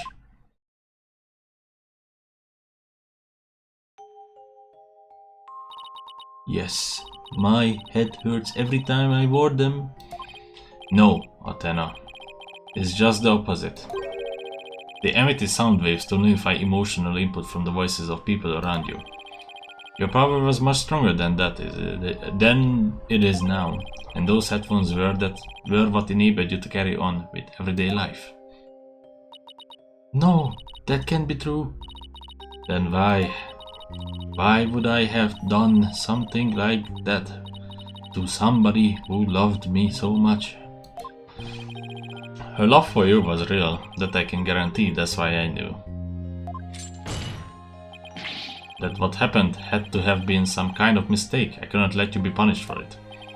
So you took the blame yourself, you and the mentor you are more alike than you know. Ponko was a witness, so I put it in the case, had Lieutenant close and vacated the lab. I threw Ponko away in the boarding lounge trash chute and hid the case on the Space Center grounds. It would seem that now we have all of the facts of this case. Hold it! No, not yet. It can't end like this. Do not disgrace yourself, Mr. Wright. The truth has been revealed. Or are you the type of man to turn your back to things that disagree with you? I'm not, but this... I can't give up now. I have to say something, anything, even if it's a bluff. I've always managed to pull through that way in the past. I have to make it work. The defense is prepared to present evidence. Mr. Wright? Yes, Athena? It's okay. You can stop now. I don't want you or anyone else to suffer any longer for my sake. Athena, what are you saying? I killed my mother. That was the truth. It's just like Prosecutor Edgeworth said. We have to face it, no matter how much it hurts. I admit my guilt.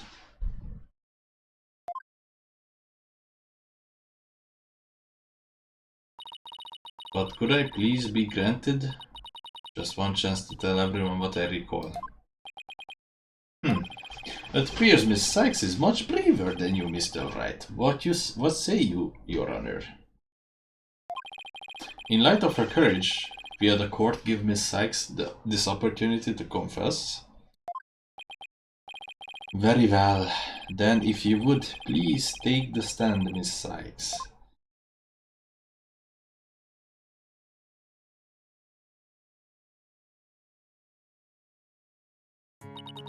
Thank you for letting me do this, Prosecutor Edgeworth. And thank you, Mr. Wright and Prosecutor Blackwell, for letting the truth be known. Now we can finally move forward and everyone's suffering can come to an end. Athena, Prosecutor Blackwell will be cleared and the dark age of the law can come to an end. Yes, admit your guilt and bring everything to its conclusion. I killed my mother. My memory is still a little hazy, but there's no question I remember it. I remember the weight of the weapon in my hands and the feeling of it stabbing it deep. And I remember the warmth of her blood as it flowed down the handle onto my fingers. Your Honor, please find me guilty. I dare say, these are all memories that no one but the murderer would have. I see. Thank you for your confession. I believe this trial has gone on long enough. But before we conclude, does anyone have a counter-argument? Objection!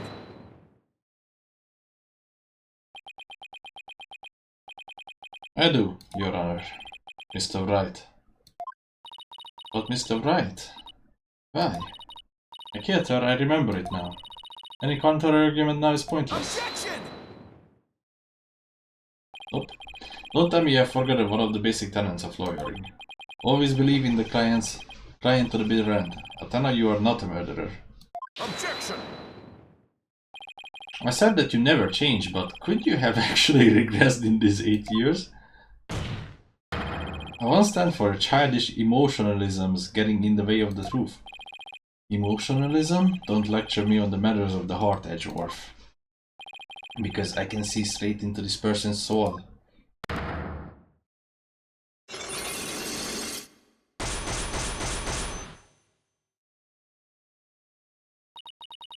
I did a little research. I looked into the special psyche locks you mentioned, Mr. Nicholas.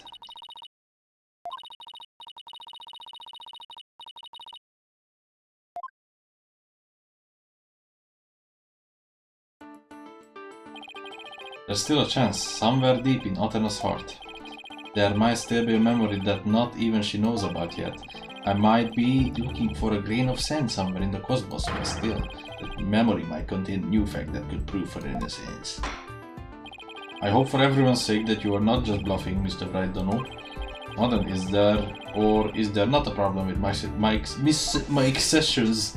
Miss Sykes' confession. My memory is still hazy, but there's no question I remember it. Weight of the weapon in my hands.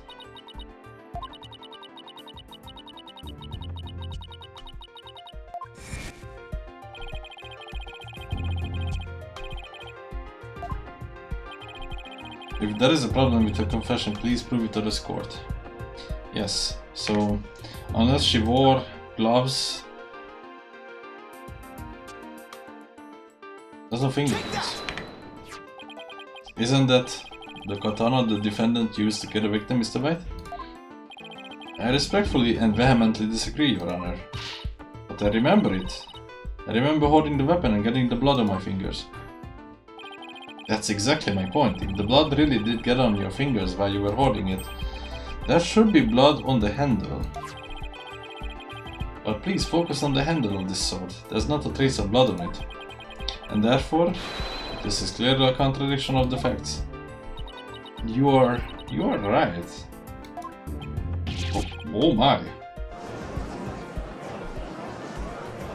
Objection! The defendant must have simply confused the portion of her memories. She mentioned it was hazy to begin with and we can mull over every minor detail. Objection!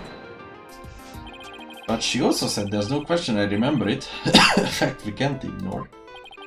In that case, why don't you explain what this contradiction with her memories means? Gladly. Just give me a sec to think of something. I want to say that Athena didn't stab anyone. But she said it herself that she remembers the feeling of committing the act. Think, Phoenix. Think. What could the contradiction with Athena's memories mean? Different weapon. The sack said blood flowed down the handle, but the katana's handle is spotless.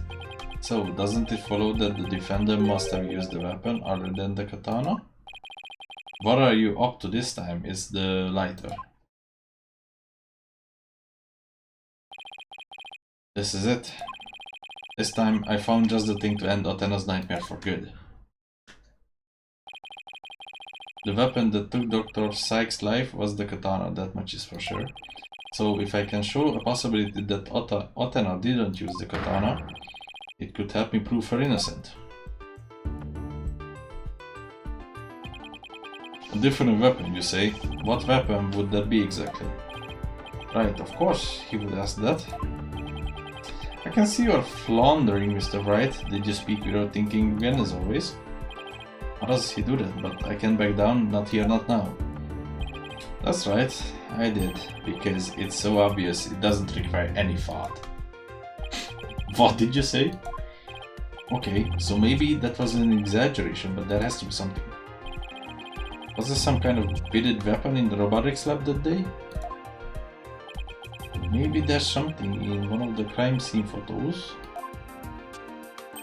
Wait a minute. There is something. There is a high probability that that was in the lab. I don't have the particular weapon here in the evidence right now, but I do have a piece of evidence just like it. Other than the katana, this is another blade that may have been at the scene of the crime. This thing? Take that! But that's the murder weapon in the Clay Terran case. Yes, this is the knife that took Mr. Terran's life. But there must have been a knife just like this at the scene of the scene 7 years ago as well. Toolkits containing utility knives like this one are issued to Space Center employees. And the robotics lab specifically would naturally have one of these around. Objection!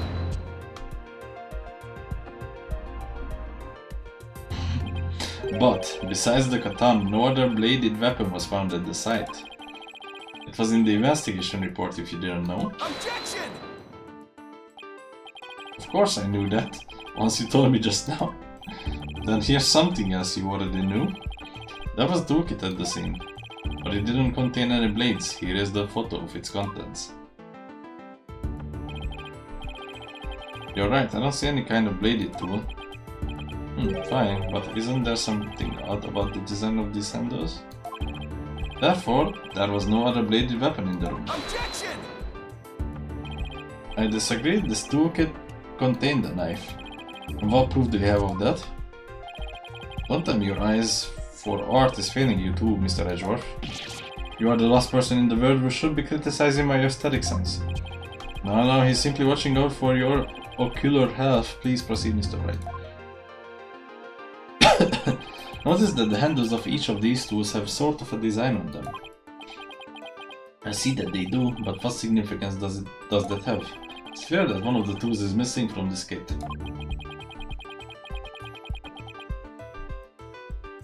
If you arrange the tools into a specific pattern, you might be able to tell which part of the overall design is missing. Is that the theory your pitiful sense of aesthetics helped you come up with?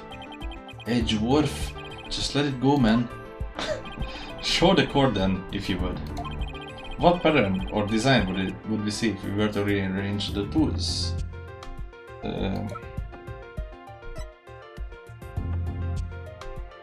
Take that! And what design is this supposed to represent? The JAXA logo, Your Honor. It's all on the Space Center documents and pamphlets. As you're aware, JAXA is a program that operates the Cosmos Space Center. Look at how brightly the JAXA logo shines in the sunlight above the entranceway. I really dig the stars and rocket motif. If it's got going, it's got going. JAXA. I think I see it now, but... Yes, with just the tools shown in this photo. The red A part of the logo is missing. And this is where the murder weapon from the Terran case comes into play. If we were to place the utility knife in the open slot.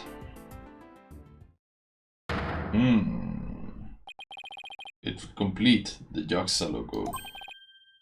So it would. Then that means... Admit it, Mr. Edgeworth. My aesthetic sense is keener than yours, and while you're at it, admit that the weapon Miss Sykes used could have been this one.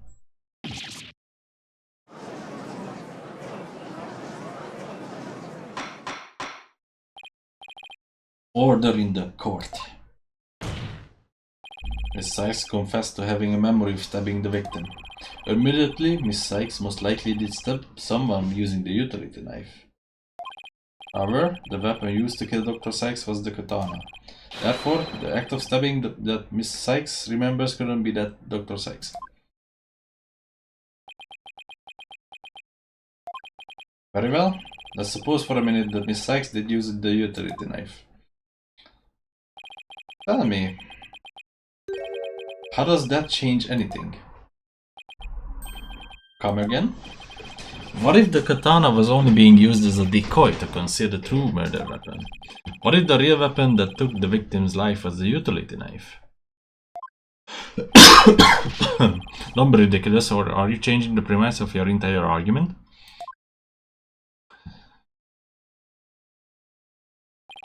I'm merely offering a hypothetical situation derived from your logic. Miss Sykes could have put the blood on the katana to make it look like the murder weapon, and then conceal the knife on her personage until Blackwell carried her away. That does clear up the contradiction between Miss Sykes' memories and the evidence. If, in fact, the murder weapon is a utility knife, then fate has dealt you a cruel hand. For you have just proven the knife's existence for the rest of us with your own logic. Objection! The prosecution is attempting to lead the court. Objection! You're the one attempting to lead the court, Mr. Wright, by forcing us to forget the facts of this case. Need I remind you that there were only 2 people in the lab at the time of the murder, and the defendant herself caused stabbing someone with her own hands? No. It matters not whether the murder weapon was a katana or a utility knife. As long as we know that the victim and the defendant were the only ones there, you cannot escape that fact that it was Athena Sykes who killed her own mother. I don't believe it. Why? Why does this keep happening? Every time I find a contradiction, it vanishes and suspicion keeps coming back. It's almost as if... Now you're finally starting to get it. Your contradictions keep vanishing because the charge is true, and the suspicion keeps coming back to the defendant because that's where it belongs. Phoenix Wright, when will you open your eyes and accept the truth?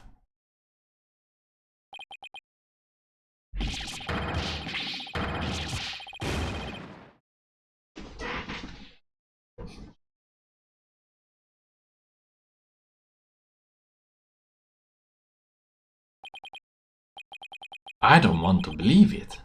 It can't be true. But what if... Mr. Wright, you have fought a good fight. I think you have done all you can do.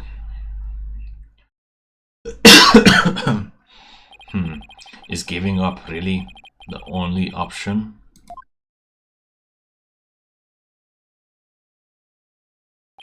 No! Snap out of it, Phoenix. What's the matter with you? Giving in to doubt? I can't look back. Forward is the only way to go. No, Your Honor, not yet. It's not over. It isn't over yet. Right. I can't lose sight of what's important. I believe in Athena, and I will always believe in her. To the very end. A defense lawyer never gives up on his client. I have to pick myself up and stand firm. Make that brain of yours work, Phoenix. If I don't see a way, I just have to go back and look for one.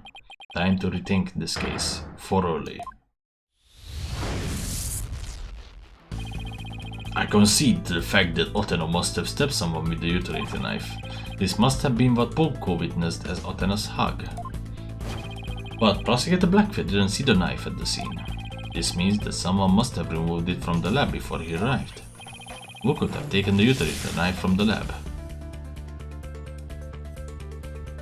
Someone else. A third person was at the scene. Yes, this was... If I trust in Athena, then I have to conclude there was a third person at the scene. But according to Ponko's testimony, Athena and her mother were the only two there. So then how did this third person manage to escape Ponko's detection? I know, this person must have fooled Ponko facial recognition by covering their own face. But wait a minute, Ponko has a heartbeat detection system too. Even if they covered their own face, Ponko would have still detected their presence. But she wouldn't have been able to tell who they were. Wait, that's it. The culprit have covered their face and posed as which person to avoid detection.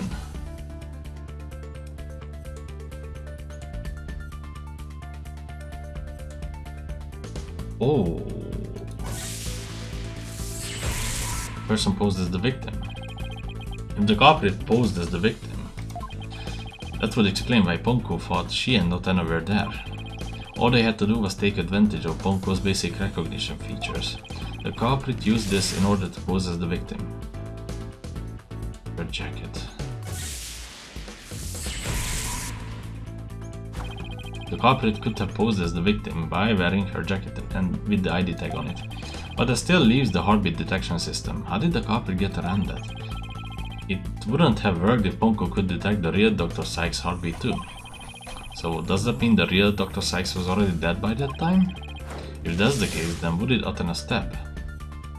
The real culprit. I'm such a genius. Athena stabbed the real culprit. That's it. The person Athena stabbed wasn't Dr. Sykes. It was the person who murdered her and then pretended to be her. The real culprit. I'm such a genius. Yes. Now that Mr. Wright has finally finished thinking, let us bring this to a swift end. Please give us your verdict, your honor, so we can move on to the hostage negotiations. You are absolutely right, Prosecutor Edgeworth. I didn't say I was finished. I was only pausing for a second, because I realized something so shocking I had to take a break to digest it. But now, I know for a fact that Miss Sykes is innocent. But Ponko told me she witnessed the moment of the crime. Yes, Ponko did witness something, but she saw the hug. In other words, the moment you used the utility knife.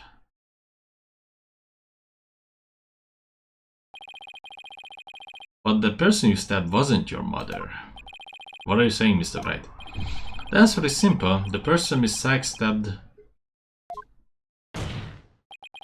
was a third person posing as Dr. Sykes. What? Objection! Do you really expect us to swallow that, Mr. Wright? According to the robot's statement, there was no third person there. Did you really think I wouldn't see through your ludicrous crap for time? Objection! After all we came through, Mr. Edgeworth, I'm disappointed. Don't you know by now that this smile of mine means I have absolute confidence?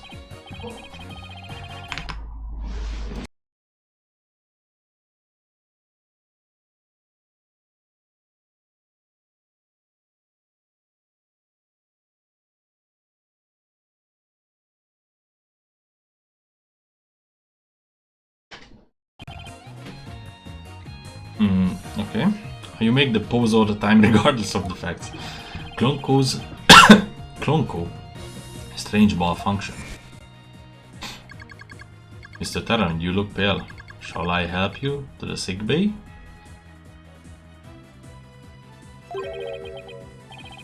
But that's Apollo you're talking to. Well, this hunk of junk here is mistaking Apollo for Clay. Maybe Apollo is possessed by Clay's ghost. That was another case of mistaken identity caused by the jacket ID tag. Or because Clonco couldn't read Apollo's facial features due to that eye patch. Like Mr. Edgeworth said, a mask could nullify the robot's facial recognition, and then all the person would have to do is wear a jacket with a victim's ID tag to possess her. Of all the ridiculous theories, what good would a silly disguise like that do? Have you forgotten that the robot also has a heartbeat detection system? If there was a third person at the scene, the robot would have detected them. I'm sorry, Mr. Edgeworth, but that doesn't count for much, I'm afraid. Because by that time, Dr. Sykes' heart had already stopped beating. What? So does that mean... Yes, Your Honor, the person Miss Sykes stabbed... This third person who was posing as Dr. Sykes is her mother's real killer. But that's... impossible.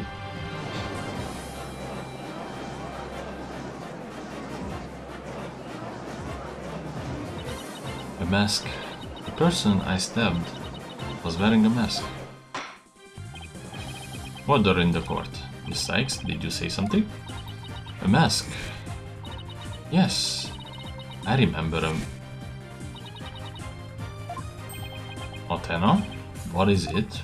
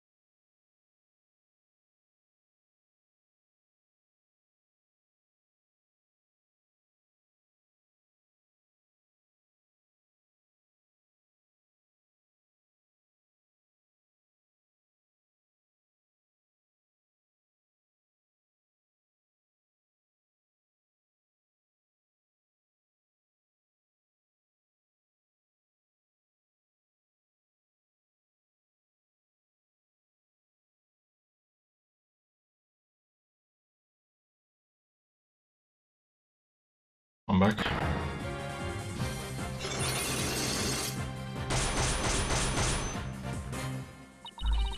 I remember a man with a mask. Guys, is the... That would be so fogged if it is actually Starbuck. How could he... What did he do, do to my mother? My head. Oh...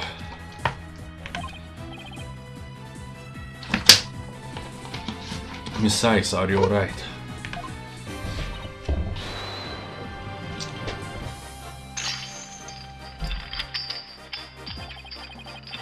Black Psychologs. They're breaking.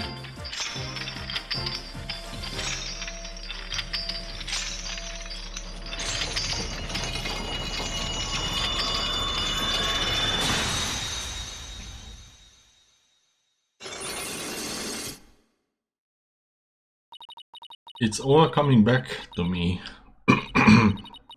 Everything that happened the day my mother was murdered.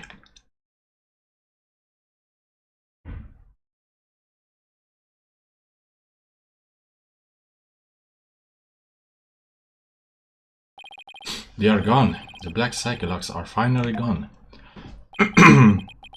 You didn't really stab your mother, did you? It's alright, Otana. Just tell us what you saw that day. I was drawing a picture. When I was done, I went to show it to my mom. I opened the door and then...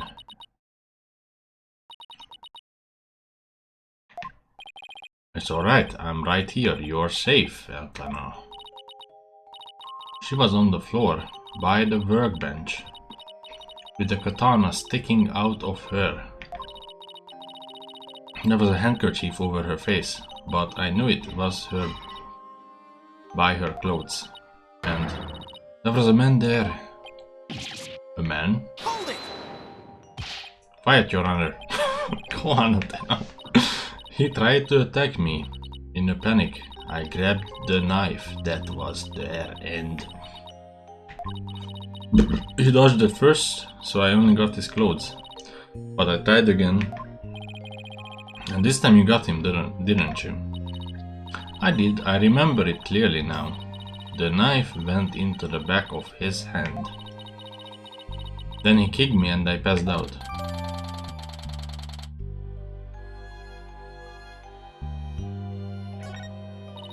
When I came to, my mom wasn't moving.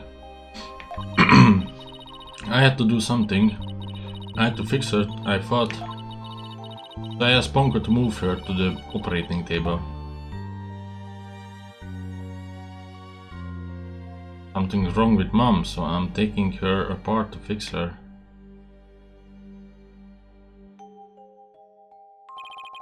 So that's why she said that. Your Honor, as you can see, the defendant had just given us crucial new testimony. A man was there before Miss Sykes arrived, a man who covered the victim's face and put on the victim's jacket. This man is the real culprit. Miss Sykes, do you have any idea who this man was? No, I'm afraid I don't. I do. A few moments ago, Miss Sykes mentioned the mask. Otano, can you tell us anything else about that? Yes, the mask was my mom's Japanese theater mask. I think it was the one hanging on the wall of the lab.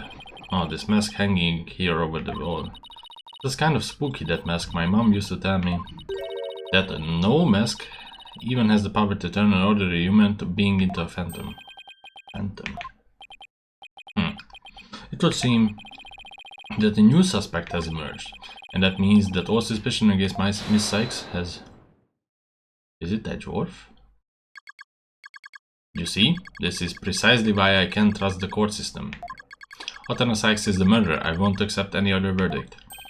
Miss Blackwell, this is not good. New suspect? Where's the proof of this person ever existed? Who says it wasn't all just a dream in the little princess's groggy little head? She's right, we don't have any hard evidence of the masked man's existence, unless we check the... Take it, Mr. Wright, I'll never be able to repay you for all you have done, but I'm fine now, because I can say with certainty that I didn't kill my mother. Otena, I'm so glad for you. More and more memories are coming back now. So I would like to say one thing if I could. Poco came to the robotics lab at about 2 PM to recharge. I went to the robotics lab at about 2 PM for my regular recharge. Hugged Mommy Metis.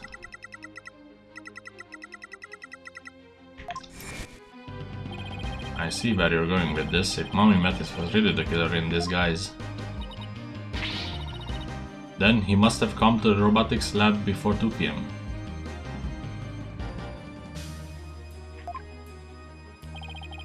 Do I have anything here in the evidence that can help me find this person who come to the lab before 2 PM?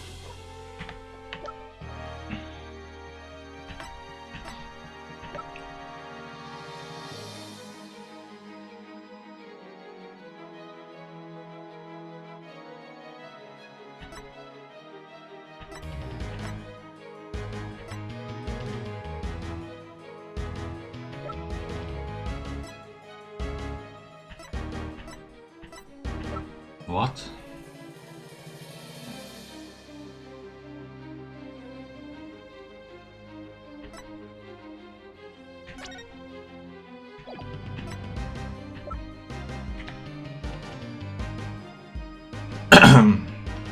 Excuse me, what?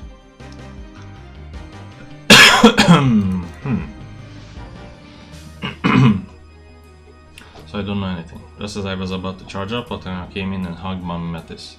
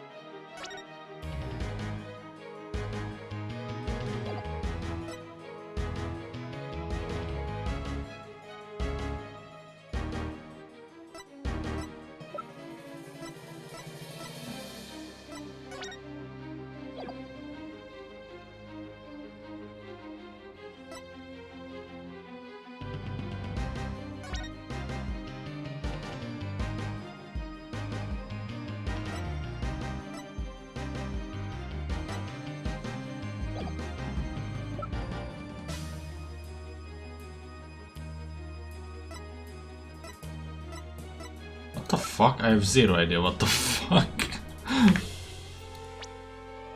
Someone that could prove the third part is innocent. Or what am I saying? Moonrock earring? Take that. It's not this. Return to title. What do you want from me, bro? This is way too hard of a game. Way too fucking hard.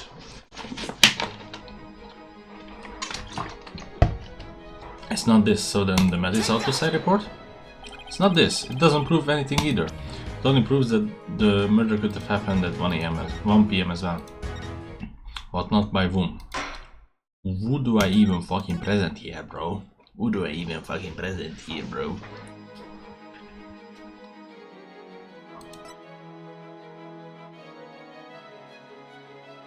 This thing? Nope, it's not this thing. Okay, free evidence, basically.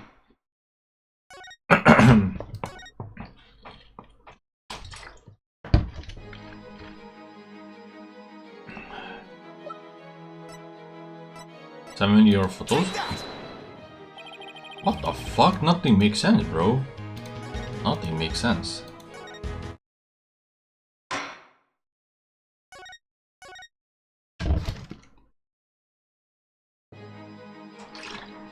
Wait, a statement from Aurora Blackville?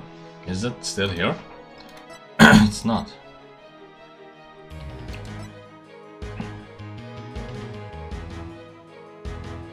Oh yeah. Oh, not this one either. But I feel like this is the most important piece of evidence. You just have to like match that scar to the knife. Because if he was really stabbed, then he still has this fucking stab wound.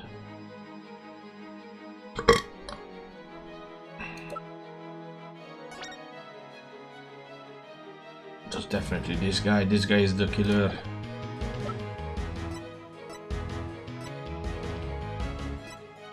Oh, capsule. Bro, I'm getting sick of this shit. I just don't find the logic here.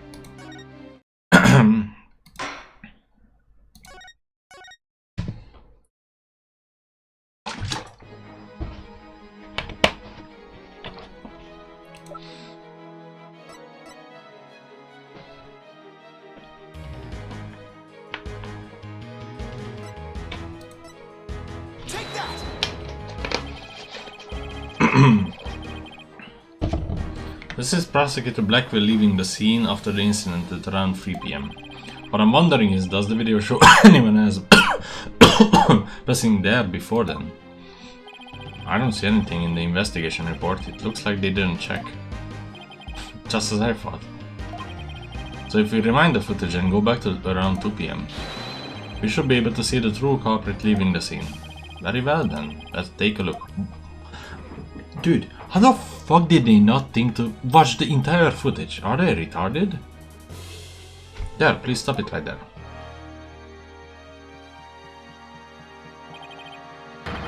It's just like you said, there is a man leaving the scene of the crime. Miss Sykes? Do you remember this person? That's him, I'm sure of it. He is wearing my mother's jacket.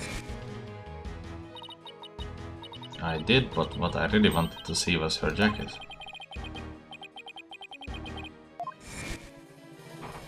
Uh-huh. Can you see? That's the slash I made with the utility knife that day. And I'm sure that knife is under the jacket somewhere. So then, everything Miss Sykes said exactly proves that Miss Sykes' memory was correct. Dr. Sykes' killer arrived at the robotics lab before 2 PM. He killed her and hit her face with the handkerchief. Then he disguised himself with Dr. Sykes' jacket and mask that we were there in the lab. Capri probably knew beforehand that Ponko charged up at 2 PM every day. So he waited for Ponko to come to the lab for her regular recharge. By leaving Dr. Sykes' jacket on, the Capri tricked Ponko into thinking he was Dr. Sykes, thereby making it look like she was alive up to that point in time. Or to disguise the real time of death. Objection!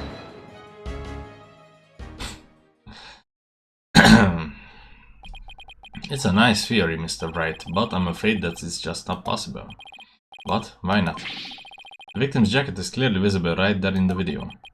And that right there is precisely the problem.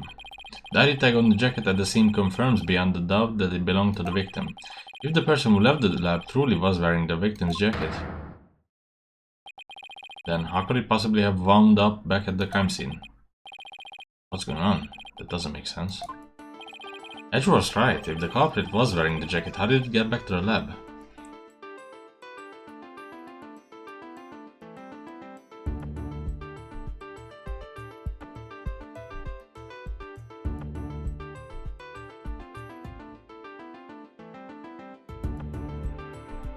Well, I mean, I would have to see the entire footage for that to know. I mean, come on, guys.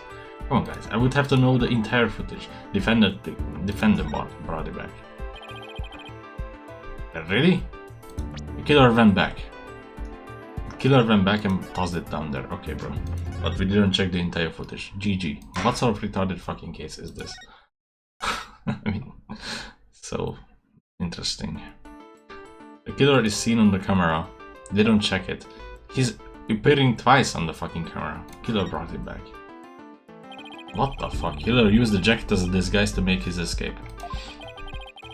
But in order to conceal that fact, he had to get the jacket back to the crime scene. So the culprit simply returned to the robotics lab later and planted it there. Contradiction resolved. Objection! Except that it would have been impossible. The only people who came to the robotics lab after the killer were Prosecutor Blackwell and the people who reported the body. And they claimed that the jacket was there when they arrived. So, when do you propose this mysterious man of yours had the chance to return the jacket? A puzzling question indeed. When did the culprit have the chance to bring the jacket back? When the body was found. The only time the culprit could have returned the jacket was when the body was found. Mr. Wright, do you realize the implication of that argument? I do. Most people, when they come across a murder, focus their attention on the body. The culprit could have taken advantage of the split second to plant the jacket. In other words, the true culprit of this case, the man known as the Phantom, was one of the first people to discover the body. I would never have thought of that. Order in the court. What is the meaning of this, Prosecutor Edgeworth? The body was discovered and reported by a group of 3 people. They were there to collect the space probe's capsule in preparation for the Head-1 launch. One of these people had a special bag to transport the capsule in. Oh, you mean the shock-resistant bag? Correct. I suppose that if the jacket was in the bag, it could have been returned to the scene of the crime without anyone noticing. I'll see to it that you get the reports on those 3 people. You will? We should also check the facial recognition database for that robot. If this person felt the need to hide his face with the theater mask, it might mean that his facial data was once registered. Prosecutor Edgeworth, does this mean... I have to admit, I believe Miss Sykes' memories to be credible. You win, Mr. Wright. No, not that this was ever an official trial anyway. Do my ears deceive me? Prosecutor Edgeworth, are you actually conceding?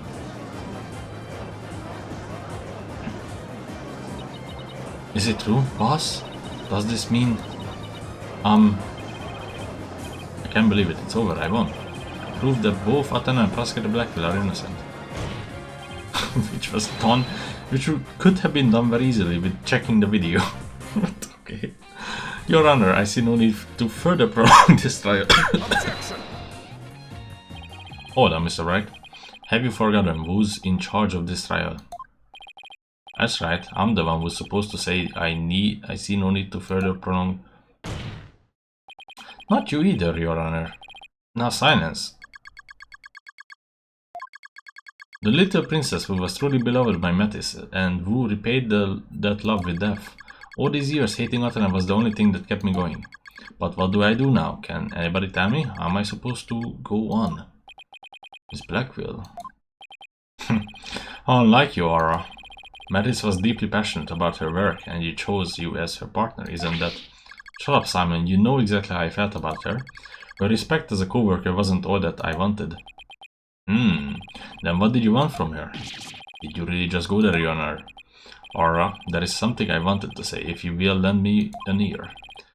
I have in my possession a lead on who Metis's murderer is. You do? It's Starbuck. For I don't know, you asked me about the identity of the Phantom of the 7 years past. That's right. The Phantom, the person Blackwell has been looking for, even from behind bars. 7 years ago, somebody hatched a plan to sabotage the Head-1 rocket. The spy. But he was no ordinary spy. We knew not about him, his background, appearance. We came to refer to him as the Phantom. And at that time I was working with the police to hunt him down. And then one day a miracle occurred, and I obtained a lead on him. Oh, how exciting. What was the lead? A recording of the Phantom's voice, but the quality was too poor for proper voice analysis. Yet I had hope. Aura's co-worker was a scientist who could analyze human emotions. I asked her to evaluate the recording using analytical psychology. And that scientist was Dr. Sykes. Yes, Spy's greatest fear is to have his true identity discovered. In addition to Head-1, Dr. Sykes' results and the recording were surely among his targets, but his search of the Space Center bore no fruit, so he must have started to panic. He couldn't find them? But where could they have been? Who is to say? Wow, I bet he's never let that out of his sight all these years. How in the world did you smuggle them into prison?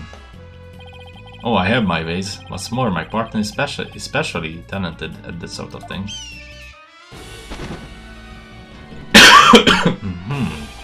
I worked to lure the Phantom in by spreading rumors throughout the underworld. I was even granted permission to prosecute cases to attract the Phantom's attention. Just try to retrieve your identity, you bloody butcher. Become my taunt. What about the results Dr. Sykes threw up for you? Was there any useful information? Here, you can see for yourself. But take good care of it. It's all I have left of my mentor. I will. I will better hold on to this real tight.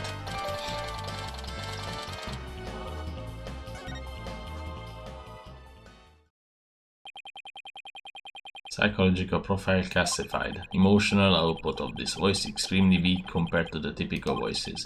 Subject deemed to have unique psychological makeup with almost no emotional fluctuation. No emotional fluctuation? Huh? The spy who experiences no emotions, not sadness, not anger, nor anger and, naturally, no fear. Is the very definition of a phantom, a monster with no heart, don't you see? This creature is the rod that destroyed our lives and set what ails us into motion. All into motion. The Phantom indeed, a fitting name for the one who has brought darkness to our world. Well then. It seems a faint image of this man has started to take shape. Based on what we have learned, I would like all of you to conduct further investigation. This is not a formal trial, but I do want to follow protocol. If I may, I would like to hand down my verdicts and bring these proceedings to an end. Whatever. Do what you want. You hear no objections from me? Yes, please, Your Honor. It's over.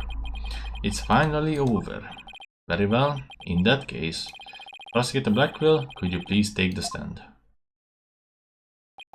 As a result of this trial, your innocence has been proven. The verdict handed down 7 years ago is hereby overturned. And now the defendant of the current trial, Miss Otana Sykes. Yes, Your Honor? Mr. Wright? Thank you. Thank you for everything. Otana, you are more than welcome. If everyone is ready, I will now give my verdict.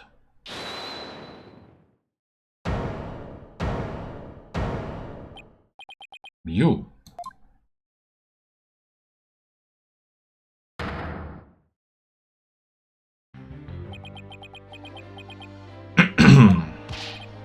Apollo. What is the meaning of this? Congratulations, Mr. Wright and Prosecutor Edgeworth. You uncovered the truth from 7 years ago and you say Prosecutor Blackwell. However, I can't allow this trial to end just yet.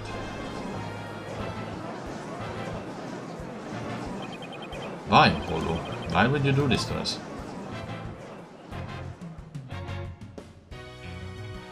To be continued. Do I continue actually? Let me see on like a... yeah, I'm gonna like search up recordings. Dual Destinies. Case 5. So like how much is left after this? Turnabout for tomorrow. Huh?